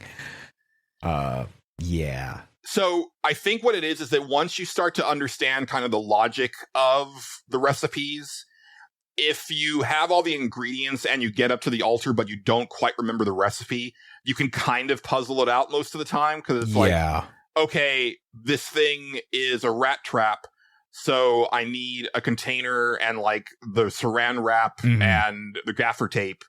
And then I have to have the roach as like the bait. Right. So like that one is kind of like that one like makes sense. But then there's some where it's like, I don't know why I would need that. Who would possibly put that together? Yeah. Yeah. And there's also some annoyance where it's like, because there's a woman who buys like the talismans that you dig up in the jungle. And eventually you get the ability to just sell them all to her in one go. Yeah. Problem being is that as you get deeper into the game, you need the rarer talismans for certain crafting things. Yes. And so that will lead you to, if you have recently sold all your shit, you just got to go scavenge in the jungle for a really long look time. Around. Yep. For a while. I think I learned that the hard way once, and I was like, okay, I will keep this number at all times and not sell all these. Yeah. And then that leads you back to how it was before, where it's like, okay, now I'm having to sell like each individual type of talisman, but not sell either of these three because those are the rare ones. And those are the ones I need. Yeah. But they're also worth the most money. So yeah. And then the last thing that I'll say, two things. So I'm detecting a pattern and we'll see how things go. I don't like the way that they write their main characters. No, I don't either. They're real assholes. Yeah. And like a lot of porn game protagonists are assholes. Yeah. But like the one in the first game is just like way too horny on main. Where it's like his whole reason for being is to try to perv on the women around him. Yeah. And part of that, as you learn later, is plot related, but still like at the beginning he's like that way from the beginning of the game. So you can't attribute that all to what's going on in the overall story. Yeah.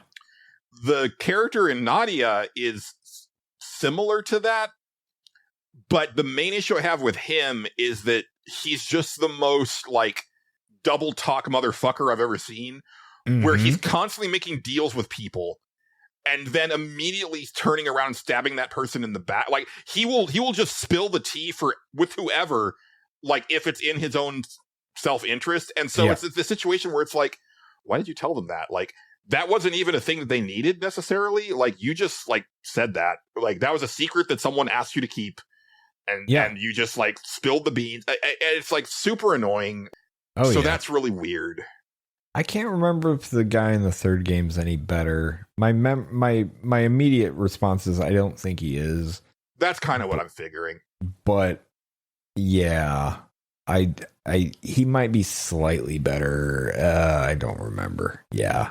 Kudos to Summertime Saga for having a character that's just like a really well-meaning himbo.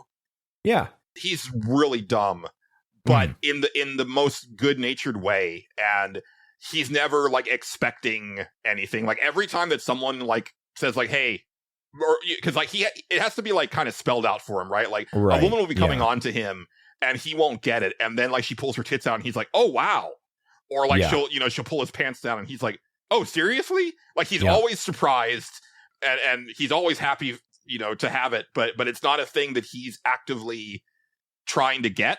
Right. And I think that now that I've played a lot of these, because that was my first one, I wish more characters were written like him. Right. And the other thing that I've noticed, and we'll see how this goes, it's a very white series of games. Mhm. And like there, as far as I can tell, I mean, I've seen footage of like the next couple games. Mm. I'm not sure if there are any black women in these games. Let me look. Hold on. There was one black man in the first game, but he was a villain, so yeah, not great. Oh boy, let's see if I can find like a. And the list couple of them. non-white women in Nadia are very much like, almost fetishized. Yeah, basically. Also, no, it's not great. man, I have a real problem with porn games where only the main character is getting laid. It's like there's 10 women in this game. He doesn't have enough dick to go around, Justin. Well, listen, he's the only guy anybody wants in town. I don't know what to tell you. You know, Especially with a story that's about everybody getting horny. Like, let the other guys in the story like get laid. Nope, can't do it. Nope. There is one black woman in the next game. Okay. Is her name Token? It might as well be. I can't remember. She's the reporter. I do remember that about her. Okay. Yeah. Yeah, it's just like a really it feels weird playing through these games. And also like, and this is actually a problem with like most porn games. Can we get away from the brown-haired white kid as the protagonist? It's every goddamn game. No, Julian, we can't. I don't. Holy shit! I don't know, man. Can we at least change the hair color? Can we have a ginger? Nope, can't do it. No, the NLT media games are just a very weird fucking case to me.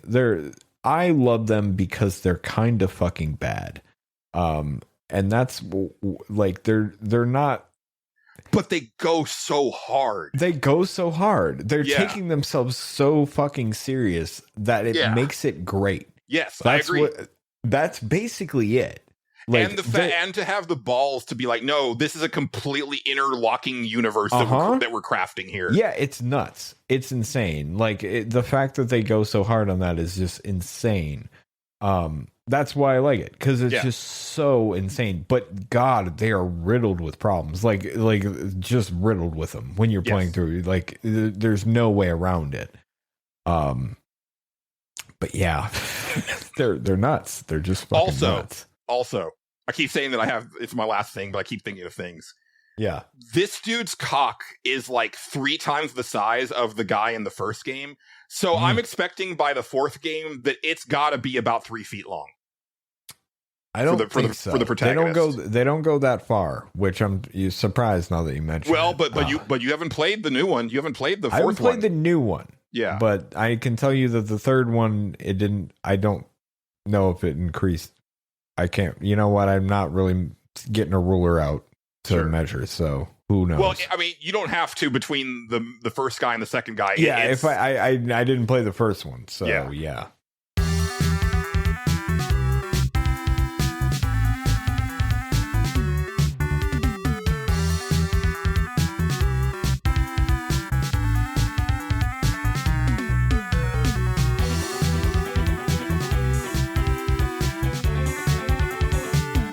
That's it for me for games. Yeah. I did watch some movies, and as we talked about before we recorded, we actually saw a movie in common. We did. Why don't you lay it on me, Justin? I'll let you take point. Julian and I randomly, without planning, both watched the movie Mercy, starring Chris Pratt. It's a movie about let's see, he's a detective man. And he's, I guess, a good detective guy. I don't know. He's good at his job, perhaps. Who can say? Near future, where and the big thing about him is that he helped get this AI court system rolling. Yes. So crime's real bad. Can't put up with this crime. So what are we gonna do? Well, let's basically make trials by AI, and the AI will have access to a lot of stuff, and they'll determine if you're guilty within X parameter or whatever, and you got a time limit to prove that you're not guilty, and if you don't do that, then they will execute you. And so Chris Pratt's there, and he's got to prove that he didn't kill his wife. Right. Damn it. He's a good man. He would never do that. That's really the concept of it.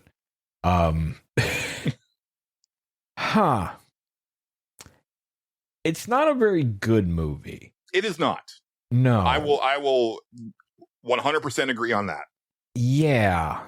And I feel like its messaging is really all over the place when it comes to the subject of AI in general, because it starts out very, very clearly like, this is a bad idea, right? Like, it's a dystopian thing to do. Like, oh man, this doesn't seem right at all. Because this isn't, how people should be tried and all that stuff. And it's even like penned that way. There's like a little bit where like he goes to talk to his daughter, and like either she doesn't pick up the phone or something. I can't remember, but he starts going through her like social media accounts, and immediately it has all this like AI trial by AI is wrong and all this shit, and it's like, okay. All right, seems to be the messaging here, because eventually the daughter is going to be a big deal. I have a feeling. Mm-hmm. And then like it kind of by the middle of the movie, I was like, I don't think that's the direction we're going here, is it? Because it felt like by the end of that movie, I was like, they were like, no, AI is fine. It's totally fine. Oh yeah, see, that's not what I got from this movie. Oh, I got that, dude. Okay. You kind of alluded towards this, and I was like, no, it very much seems like that was the direction they were going. Because like, I mean, there's a bunch of spots where it's like the AI basically learns to start trusting their gut or whatever. They're like, oh, like spoilers for this movie, I guess. It's not a very good movie. You're not really missing out on anything. It's not one that either of us are going to recommend. Yeah, no. It's got a lot of problems. By the way, like my big thing was like my big like plot hole moments were like, okay, there's a big reveal in that movie. I can't remember exactly what a certain character that died by AI trial, the first one, right, is related to a character in a movie or in the movie. And I was like, okay, this and the AI basically just the AI lady, the Judge Maddox or something like that, mm-hmm. is the name of the AI. She comes out and goes, yeah, they're related. And I was like, you knew this the whole time and you just just didn't say anything about that? That's insane. I don't think that was the case. I think it was once like certain pieces of data were put together, the computer was able to fill in the blanks. Sure, maybe. I don't know. I feel like but yeah, the messaging to me is very much like it starts out very anti-AI and very like dystopian, and then it starts to go into like, he starts really leaning into like all this, the AI stuff is helping them. And then the AI is like, oh no, these are the bad guys. We got to shut off these drones and all this stuff. And it very much seems like they're partners by the end of it. And I was like, I mean, that is true. Yeah. But I feel that like at the end of the movie, I was still like, but the ultimate thing, like the ultimate message to me is still like, no, this is all fucked. Because this dude almost died, like, even though that he didn't, sure, spoilers, he didn't do it. And then also you learn that like even the first successful case was like a big bad. botch job. Yeah. And like, because the big thing that I saw was like, oh, it's so pro AI and so pro cop. And I was like, the AI and the cops are, to me, clearly shown as not not good. Now I will grant that, like, yeah, at the end it's like technically like the AI helps like they're save the day. They're full blown fucking partners by the end of that fucking thing. Yeah, but to me, it's like the takeaway was still like, oh no, we gotta rip all this down. This is not good. Yeah, but it's not clear if they do or not. It's not. No, that's kind of it's to its credit. The whole it's a very lean and mean movie. Like the trial is 90 minutes and the movie is 100 minutes. Like you have 10 minutes of lead in of basically of explaining how this is going to work, and then it's kind of in real time for the rest of it. Mm. Yeah, no, which I like actually. I thought that was kind of a neat way to do that. Yeah, there's neat stuff in this movie. Yeah, no, at first I would say like the first third of that movie, I was like, okay, this is kind of interesting. Yeah, all right, I let's see where this is gonna go, and then it slowly kind of just like lost me a little bit, and then it kind of it escalates almost too much. Like there's a point where like. It starts out as like very simple murder mystery. Who did this thing? Okay, Chris Pratt, good detective. He's gonna go in and do this stuff. Like, I mean, and he's using his human knowledge to do all this, right? He's gonna figure it all out. And then like eventually, like it escalates to the point where like now the entire city's in danger. Right. And it's like, what the fuck? like, okay, what? All right, I guess. Fuck it. There's also a few like action bits where I mentioned this before that we recorded, but like I think the intention was to elicit an oh shit moment from the audience, but it just elicited laughter from me just because of the way that it was like portrayed, where it's like there's a part where like this dude just ragdolls like a PS2 game. Yeah. I forget. There's another part. I think it was like a car, like a during a chase or something, where I was like, that's just funny. And there was something too that Chris Pratt did or said that made me laugh. And again, wasn't the intent of that moment, but was very funny to me. Oh yeah. It's full of stuff like that. But yeah, I really still do think it was like in my opinion, the messaging was all over the place because, like I said, the beginning of the movie is very like, oh, this is a fucked up thing. This definitely should not happen, right? Mm-hmm. And then toward the end, it starts to swerve, and it sort of becomes this like, okay, maybe we shouldn't use it for this, but it's great in this other sense because of how they like partner together and start using all this stuff and like pulling their resources and shit like that to save the day and themselves, because the main bad guy is going to blow up the building where the judge is so that this can never happen again, and he's the bad guy. Remember that. True. So that it's weird. It's a little all over the place because, like I said, it's penned as dystopian at first, and for like I said, for the first third of the movie, I'm going, okay, yeah. This is eventually he's gonna like come to some weird thing that like, yeah, this is really fucked up, and get out of it somehow because you know he's a human and humans are better, and it really kind of doesn't go that way. It kind of goes like, no, he kind of just like proves to the AI that like, no, humans are like, I'm using my gut, and this is a thing that only humans can do. And then they like the AI starts doing that little like glitch thing and going like, oh yeah, oh, I don't know what to do. This is weird. Like, I don't know what's going on. It's like, oh God, all right.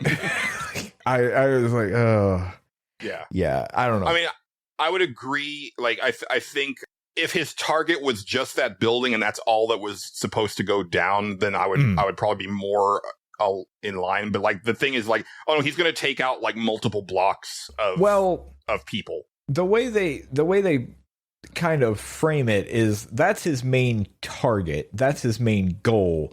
But like everything else is collateral damage. It's almost like he doesn't know how bad it's going to be, or he does and doesn't care. It's you know, it's a whole thing. He's a crazed man. He's lost, he lost his brother or whatever the fuck it was. Ugh. Yeah, it was it wasn't very good. It wasn't. It Very was good. entertaining, though. I will say that. If you want a dumb movie to watch, Mercy, you can do worse than Mercy. Yeah, I was not bored. Like I was not bored. I think that was the thing, and the reason I ended up watching this is because I was talking about like the reason that I think so many people are down on the Mario movies, and I think it is because of Chris Pratt. And the Chris Pratt stuff is weird to me because it's like there's a perceived thing that's going on with him that doesn't actually seem to be reality. But because people have all agreed that the perception is reality, they're all like dogpiling. But the thing is, I've seen a lot of takes like, oh, this is like one of the worst movies to come out in years. And it's like, no, not even by... It's not even close. Like, I've seen way worse movies in the last few years than this. Like, oh yeah, it's mediocre. Yeah, like it's not very. It's not very good. Extremely mediocre. That's it. But you can do way worse. You can do so much worse. And like I said, I wasn't bored watching it. Like, if anything, you'll start to go like, this is ridiculously off the rails, and I kind of enjoyed that aspect of it. Like, as soon as the entire city was at risk, I was like, what the fuck is happening? I agree. That first third where it's really deep in the like, let's crack this case part of it is like the best part of the movie. That part's really cool. Yeah. I actually was like, okay, yeah, this is interesting, and like, yeah, like, okay, especially because the main character is a piece of shit. Like, it's like, oh, you might have, I think you did this actually. Yeah, right, yeah. Yeah, and it kind of, there was a couple things where I was like, oh, maybe it's this person, and there was like a couple little. I did like toward like the middle to later parts where it was calling certain things back. I thought that was kind of neat, and like, but you know, that's any good mystery movie. It didn't do it. I've seen a million movies do that stuff better than this one. Yeah, but it was, you know, it was still fun. Like, I was like, oh yeah, there's little bits and pieces where it's like, oh yeah, I bet if I pay attention here, you'll see the little detail that I didn't see before. You know, typical type stuff there. Yeah. Like I said, not a good movie, but not the worst movie ever. You're right. By no means. Anyway, other movies I watched. Unless you have more movies, I guess you. I've got. You know what? I've got two. Okay. And then we can close with you, and then we'll sure, get out of why here. Not? Okay. I went after my CT scan because I was downtown. I didn't want to like drive back up during traffic. I went to go see The Drama starring Zendaya and Robert Pattinson. Oh, yeah. I've seen previews for this. Okay. Yeah. Yeah. And it's interesting because the previews don't really tell you shit. No, they do not. And I'm not going to tell you shit. Okay. That's except fine. for the setup. So the setup is that Zendaya and Robert Pattinson, they kind of have a meet cute type of thing. They date and they're getting married, and this is like leading up to the wedding, and they're doing all of the like pre-wedding stuff. So it's like they're both working on their vows. Not their vows, their speeches like during the reception. They're doing they're getting the dress, they're doing the tasting for the catering and everything. And at that tasting, they are with the best man and the maid of honor, who are also they're married to each other.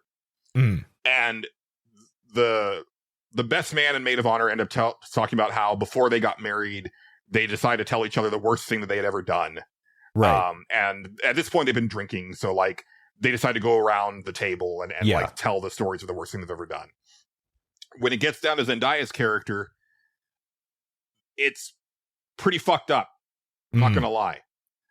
And I'm not like, and that's kind of the crux of the whole thing. Yeah, the preview gets to that part and you don't hear it, and you just see everybody's reaction to it. Yeah, which I thought was pretty inspired. Yeah, and I'm not gonna reveal any more than that because I think that's a big, like, it's a really cool part of the movie. I haven't looked at what people's like opinions on this movie are, but I have a feeling it's going to be one of those things where I'm in the massive minority where she said what it was, and I'm like, all right, I can like, based on what else I've seen and what I observe of this character, that's okay.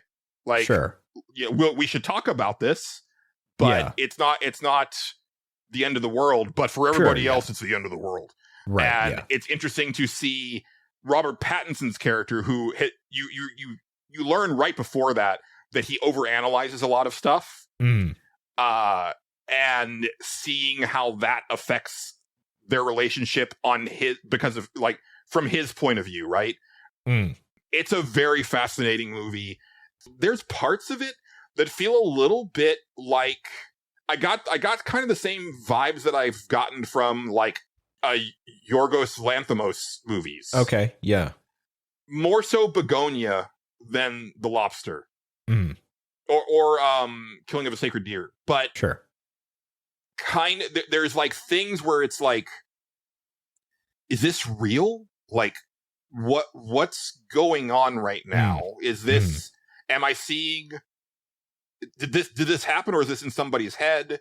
You know, like that type of stuff. There's kind of this weird, otherworldly, dreamlike haze to it from pretty much from the moment that she reveals it to the end of the movie. Yeah.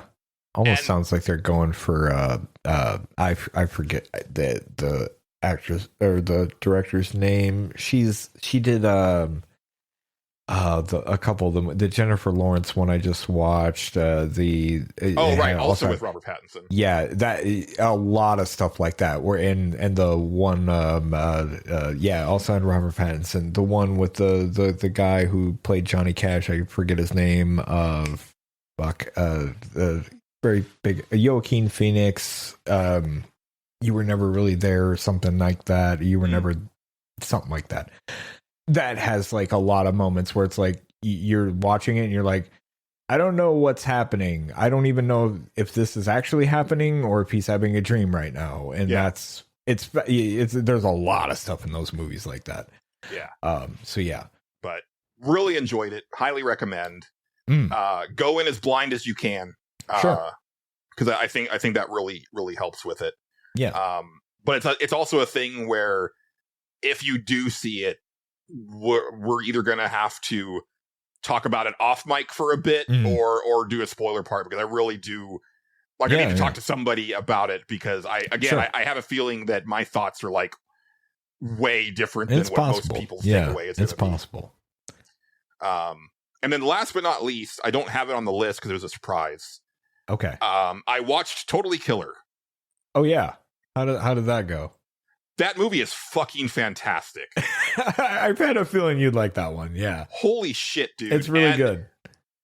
Imagine my surprise when I got to the end and it said written and directed by Nadia Khan.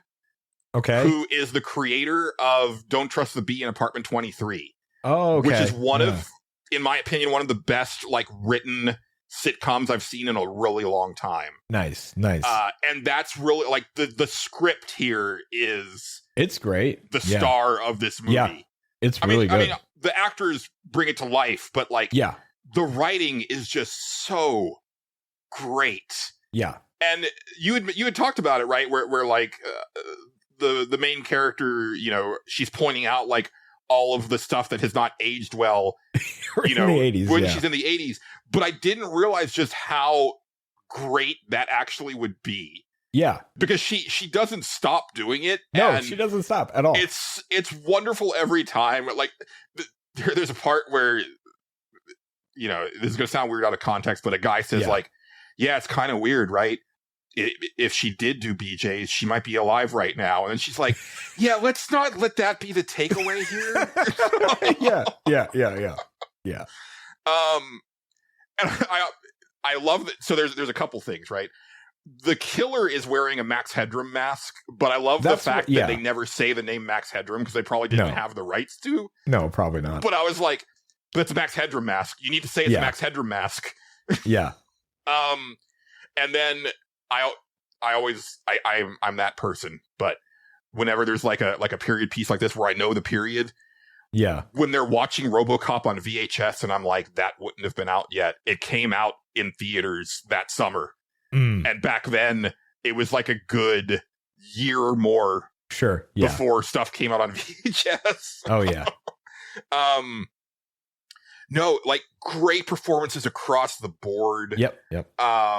Very fun. The 80s stuff isn't like super like in your face. Like it's actually a lot more true to the actual 80s. Because a lot of problems that I have with like stuff that's set in the 80s is like, you know, you'll see somebody's room and it's like they've got like all of these movie posters, you know, of the era, and it's like that stuff was not easy to come by back then. Like you might be able to grab a poster of a movie, but like, you know, I would be more, I would accept more if it was like a bunch of like bands or something like that. Those are in much larger supply, but like movie posters, the way they're depicted, it's like, I don't even know if there was like a mass market version of this movie poster made back then. I want to say that was more of like a 2000s thing, like as the nostalgia started to come up. Yep. So little things like that. And this one is like, it just feels much more subdued and truer to like what the era was. Right. Yeah, man, it is a fun fucking movie. It is good. It's really good. Yeah. I'm glad you liked it. Yeah. It's so much fun. Like, and I think the reason that I wanted to say like who the director was is because I think there's a handful of listeners who might have heard last week's discussion and been like, oh, okay, whatever. But once they hear that it's the person who made Don't Trust the Bee in Apartment 23, they might be like, oh, yeah, now I want to check that out. Yeah. So, double. I echo what Justin said last week. It's a fantastic movie. I just seen the preview of it and I was like, this looks like it might be really stupid and kind of fun at the same time. And then I watched it. I was like, no, this is a great idea for a movie. Like I really am into Scream meets Back to the Future. This is great. And all the writing is amazing. It's really funny. I also love the time machines that her friend makes because of what she chooses to put the guts into. Yes. Yeah. But it also makes sense if she's like, because of where she's planning on the time machine ending up. It's really smart. It's like, oh, but I need this to like kind of fit in with where I'm going. So, man, so much fun. Yep. It's really good. But that's it for me for the week. All right. Well, let's see. I've seen a few more movies. I've seen the movie Civil War for the first time. Ever. Not Captain America Civil War, sadly. Not Captain America Civil War. Just plain old Civil War. Where to start with that one? It's good. Okay. Is it kind of leaning right? Because the trailer made me feel that it was like a real right leaning movie. Oh no, I don't think so. Honestly, politically speaking, I mean, if you wanted to make an equivalent to current events right now, I mean, the main bad guy is the president. Okay. So there you go. But they never really go into the politics of like why what sides are what they are. It's the big thing in the movie, and the main crux of it is you're following Spider-Man girl, forgot her name. There's a lot of them. No, the first one, Mary Jane. Kirsten Dunst? Kirsten Dunst, that's it. She is a war photographer. And she's like a famous war photographer. So she's well known for taking these really like, traumatic, fucked up kind of shots. And it basically, the idea of the movie is she meets this girl at a protest while she's, getting shot, photographs and stuff.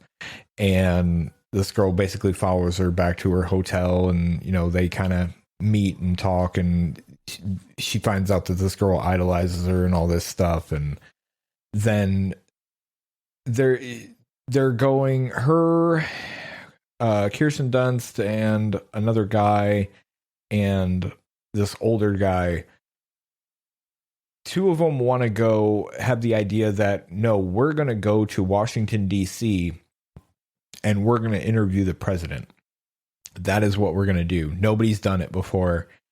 We're going to do this. Like, that's the only thing that's the only story that nobody's done yet. So because you can't get into Washington DC, it's so cut off. Oh, wow. And so they're going to do that. The older guy just wants to get to the front lines of the war, which is around there.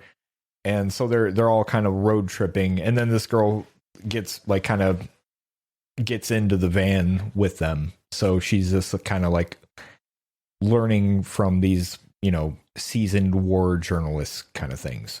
They have a van that says press on the side and all that stuff. And it's basically just like stuff they encounter along the way. Like, they stop to get gas, and like it's an interesting concept of like, do we stop and get gas here? There's these guys out front. It looks like this place is open. This might not be good though. And like, yeah, they basically are like, are we allowed to get gas? And it's like, yeah, it'll be this. They offer like $200. He's like, $200 American won't buy you anything here.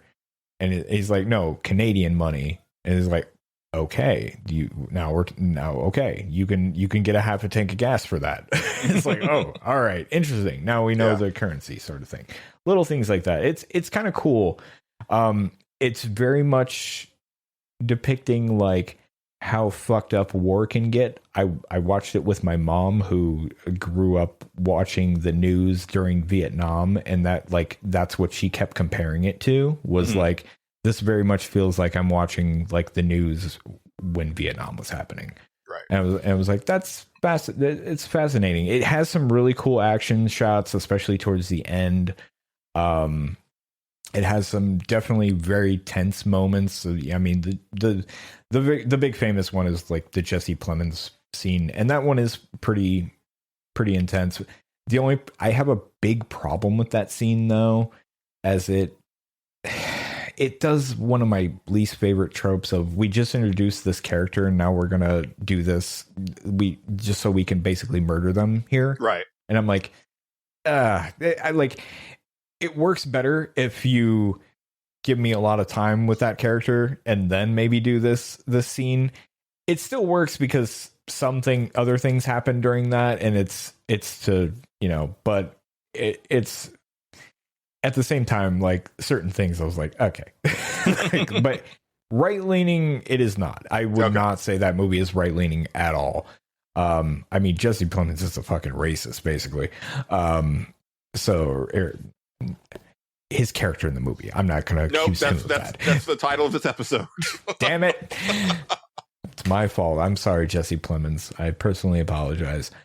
But yeah, overall, it was good. It's not the most amazing thing I've ever watched. It was interesting because Nick Offerman, I think, is the president in that movie. It's weird to see him in like a more serious role and not like a comedy type thing. He's been doing a pretty good bit of that since since Parks and Rec is his thing. Yeah, he doesn't have like a lot of bits in that movie, but speaking bits in that movie, but like it what he does have is pretty effective and stuff. So it's worth watching for sure. He as a person is way more presidential than the current president. So yeah, right. But yeah, it's definitely worth watching if you've never seen it. It's graphic. It's a little fucked up, but like I imagine that's how if something like that erupted in the country that we live in, that it would be a little bit like that. So, good news, Justin. You won't have long to. We'll find out. Wonder. Who can say? I'd rather not. Anyway, what else did I watch? I watched The Road, which was we watched that right after Civil War. I was like, Jesus Christ, we're on a roll with these like really fucked up, depressing movies here. I would have needed a palate cleanser. I don't know. Kim and I are odd ducks, I think, where I can just watch stuff like that and it doesn't bother me. I don't know why. Like my brain is just like tuned out to a lot of it. Like I'm just like, no, it's fine. The Road is, I've never watched The Road before. I know it inspired, you know, I mean, basically it inspired The Last of Us, a lot of it. And it very much has that vibe. Like immediately I was just like, yeah, just the shape of things in that movie and like how things are, like, really has the Last of Us vibe. I appreciate the fact that they never really tell you what ended the world, but you really get a sense that it was some sort of global warming type thing that happened, because there's like all these earthquakes and like all the animals are dead except for humans somehow. Everybody's bad in that movie pretty much. It's a whole thing.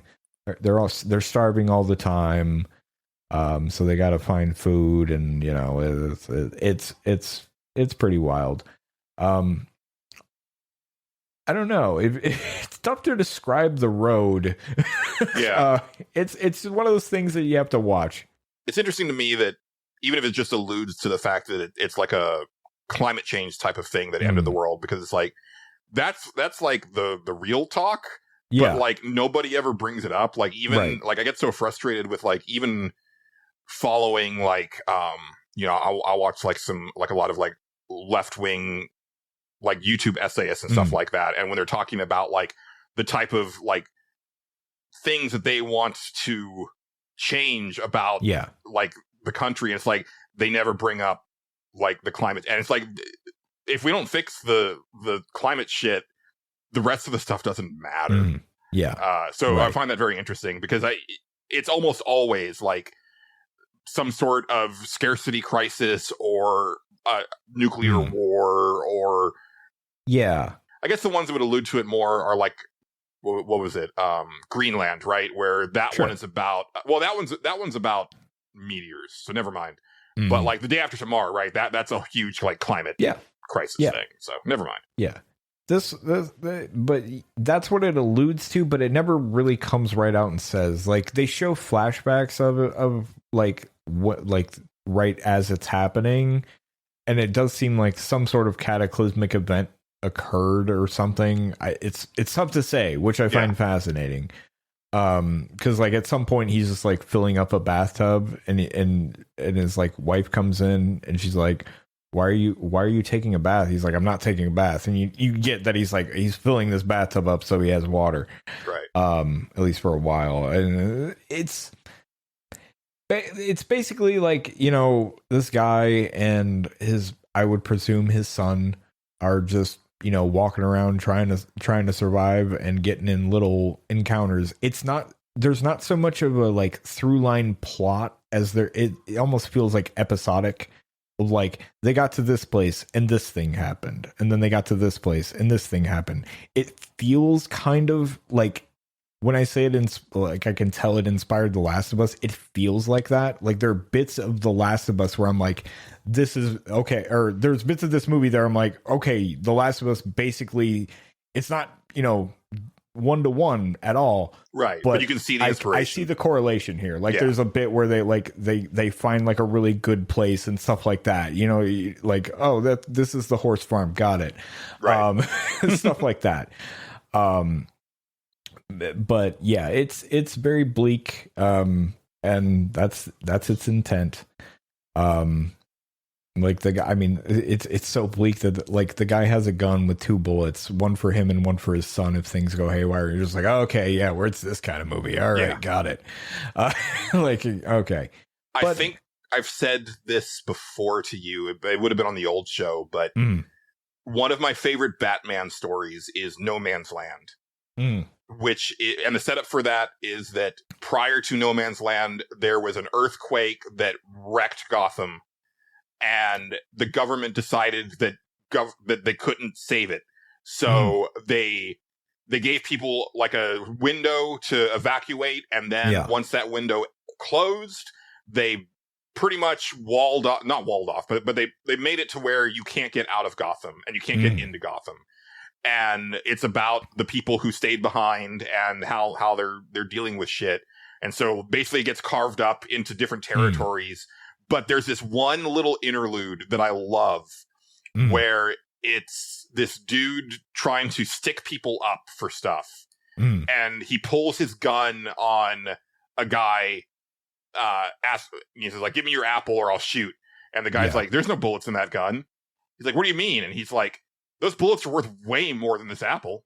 Yeah. And then he just goes on about his way, like smiling as he's eating his apple. And it's like, yeah, that's real talk right there. Like, it was like such a interesting little taste of like what like an actual apocalyptic scenario would be like. Right. Exactly. But yeah, overall it was interesting. It was, I liked it, but I didn't love it. But yeah, it was a fascinating movie, for sure. It's like one of those things I'm like, I'm glad I watched this just for the video game aspect to it, you know. It's always nice to see something that's source material for other things that you've experienced, right? Or the references, right? So like it was cool when I started to actively try to watch older movies on purpose. And then be like, oh, there's that Simpsons reference that I've seen for years and I didn't know what I had never actually seen the original, right? Yeah. It's always cool to go back and see that. Yeah, I agree. So The Road, that was a decent one. I watched 1997's The Game, starring Michael Douglas and Sean Penn. That's a pretty good movie. I've always wanted to see that one. Yeah. That one and Falling Down. I always think of in the same sentence because they're both Michael Douglas movies. Falling Down. Around the same time frame. Right. Yeah. The Game is... It's Triple H, the King of Kings. Time to play the game. Time to play the game. Well, of course, yeah. Yeah. Anyway, the movie The Game is Street Fighter. I'm all off track now. Anyway, Michael Douglas is a big shot, like, stockbroker guy. And it just seems like he hates everything and everybody. But he has a shitload of money, so he doesn't care. Sure. And then his brother, who's played by Sean Penn, shows up, and it's on his birthday. And they go out to lunch, and he's like, I got you this, and he gives him this like invitation to go to this place. And he's like, yeah, it's like it's essentially a game. Like you go there and you just have to sign up for it. So he goes there, and he doesn't know what it is, and they basically, you know, this guy greets him, and he's like, oh yeah, we fit it around you, you know, you're not gonna know. We like custom make everything to suit what you would want it to be, I guess. So he basically like he goes through all these tests and all this stuff, and basically they tell him like, yeah, you can opt out at any time, and the biggest thing is you're not gonna know when it starts, but you'll know when it starts. It's kind of thing like, and like basically just, you know, he slowly shit starts to happen. That's basically it. I don't really want to spoil it too much. Yeah. Like shit starts to happen to the point where you're like, it's one of those things where you're like at a certain point you're just like, is it over yet? And you're like in a good way. Like, is he out of the game? Is it still happening? I don't know. Right. Like, was this because the biggest other thing is like, you won't know the objective of the game until you complete it. So, and don't try to, so talk about Bloodborne. Yeah. Right. Yeah. You don't know what you're supposed to try to do. So you're just playing along with it. It's fun. We found Miyazaki's inspiration. It's possible. But yeah, it's a pretty good movie. It's pretty fun. Because you start to get like suspicious of like everybody in that movie. You're just like, are they part of it? I don't know. It's the whole thing. Yeah. God, what else did I watch? I think that's it for interesting movies. I watched a movie today that was fucking terrible. Called, what was it? The Loft. Yeah, don't Right, watch The Loft. That was You had mentioned Don't that to do me that. before. yeah. Oh man, that's a bad movie. It has dialogue that makes me Oh laugh. boy. Oh, Mhm. John, 14% on Rotten Tomatoes. Oh yeah. Oh yeah. Oh, it's bad. It deserves it.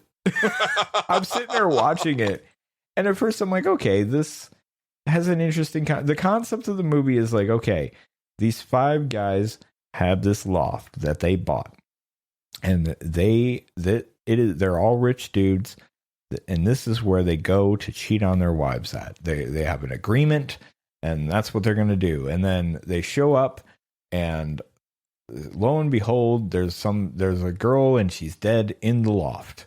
Oh no, what are we going to do? So they all, and it's what a fucking mess. What a Just mess. the setup alone is like, I don't care what happens to these guys. That's the biggest problem with the movie. Yeah. Is you hate everyone. You hate all of them. You're just like, these guys fucking suck. Like, Yeah. there's not one of them that I go, this guy's okay though. No, they all fucking suck. And so you can't, you have a real instant problem of like, I don't know who to cheer for. The movie is very like, toxic masculinity, like glorified type shit. And then all of a sudden it won't be, like, it doesn't know what messaging it has.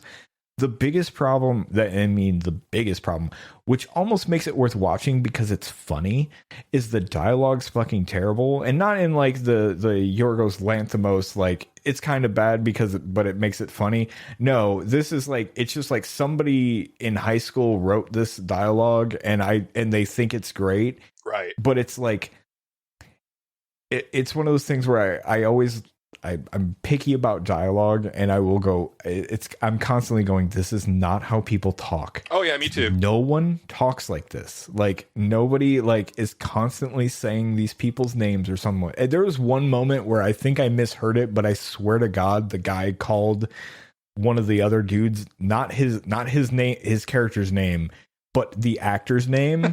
And I swear to God, they just left it in. Like, I could be wrong. Man, what a mess. But yeah, like the writing's bad, the acting's equally as bad. Like I said, it had what's the dude's name he's from The Boys? I already forgot it. Carl Urban. Carl Urban, thank you. I'm terrible with names. Carl Urban's in it. I thought James Marsden is in it. James Marsden, yeah, he's in it. The girl from the Transformers movies, or the movie, the blonde one that I think they had replaced Megan Fox or whatever. Statham's wife. Yeah, I think so. I Rose think she's in the Huntington-Whiteley. Australian girl. Yeah, she's in it. I can't remember if she's the one that dies or not. It's the most interesting acting performance, and the one I was actually like, it's fascinating to see this actor in this way, was the bigger guy from Modern Family, the sitcom Modern Family. Yeah, I noted that he was there too. Yeah, he's not playing that role, and I was like, okay, it's fascinating to watch him in a very different role from what I'm used to seeing him in.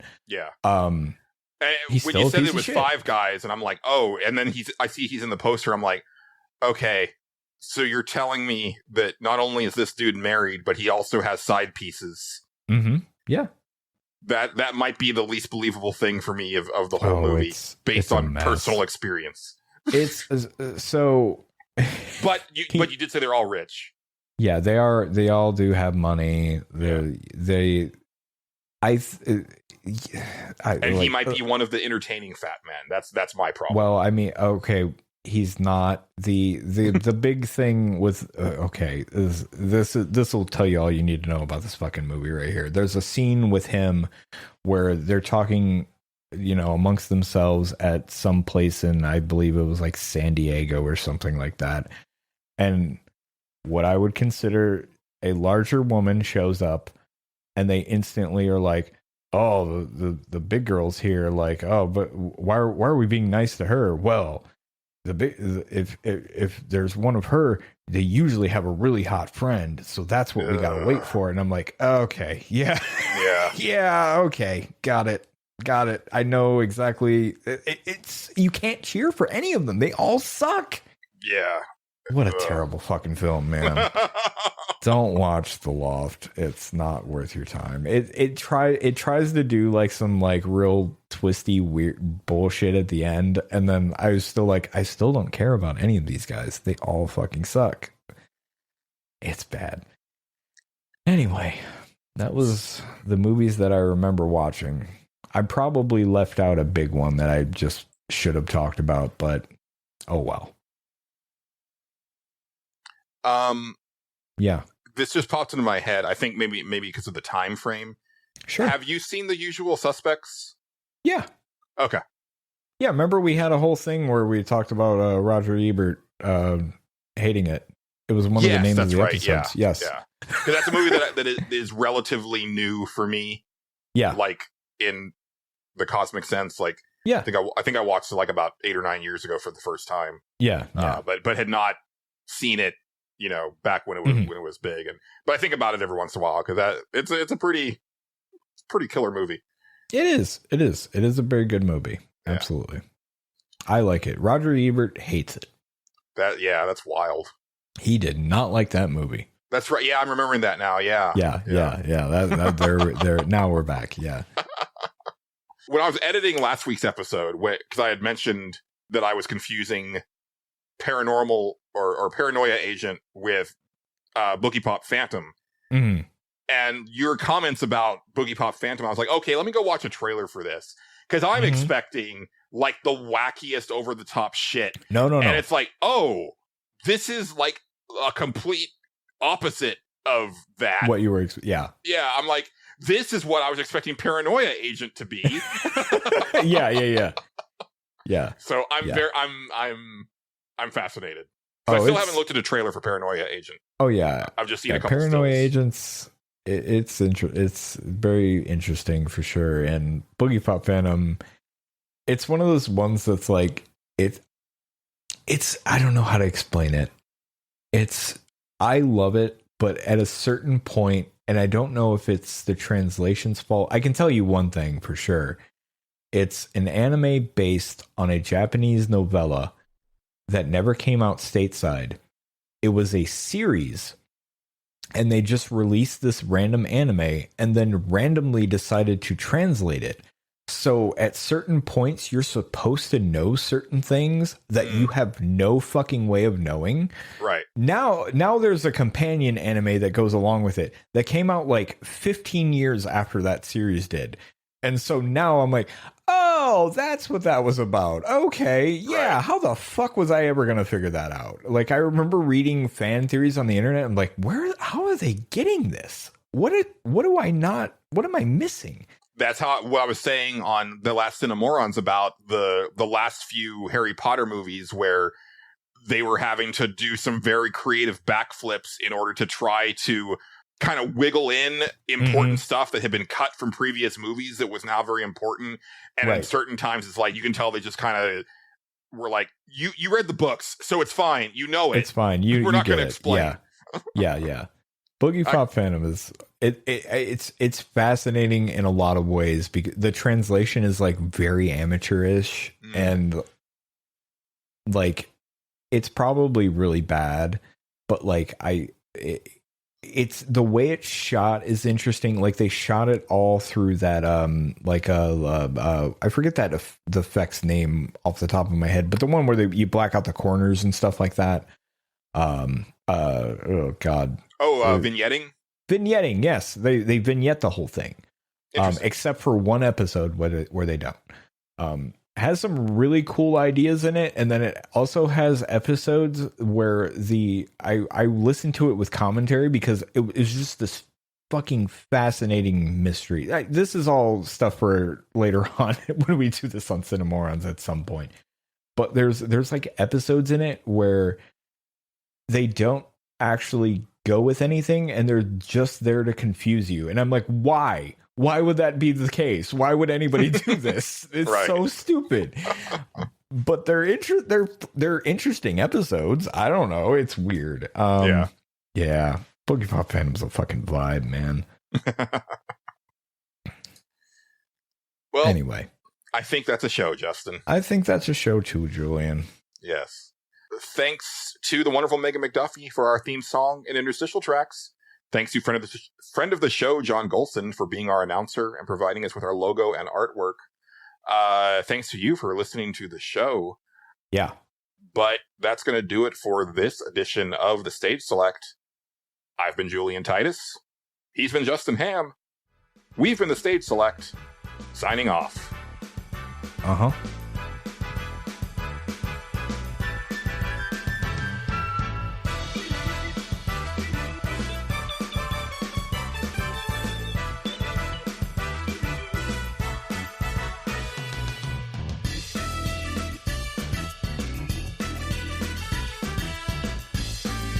The Stage Select is copyrighted and owned by Space Monkey Mafia Productions, specializing in independent podcasting. Please consider sharing the show with your friends and support us by joining our Patreon or donating to our coffee. Thank you, and good night. You know, they say all men are created equal, but you look at me and you look at Small Joe, and you can see that statement is not true. See, normally if you go one-on-one with another wrestler, you got a 50-50 chance of winning. But I'm a genetic freak, and I'm not normal. So you got a 25% at best at beating me. And then you add Kurt Angle to the mix, your chances of winning drastically go down. See, the three-way at Sacrifice, you got a 33 and a third chance of winning. But I got a 66 and two-thirds chance of winning because Kurt Angle knows he can't beat me, and he's not even going to try. So, Samoa Joe, you take your 33 and a third chance minus my 25% chance, and you got an 8 and a third chance of winning at Sacrifice. But then you take my 75% chance of winning, if we used to go one-on-one, and then add 66 and two-thirds percent, I got 141 and two-thirds chance of winning at Sacrifice. See, Joe, the numbers don't lie, and they spell disaster for you at Sacrifice.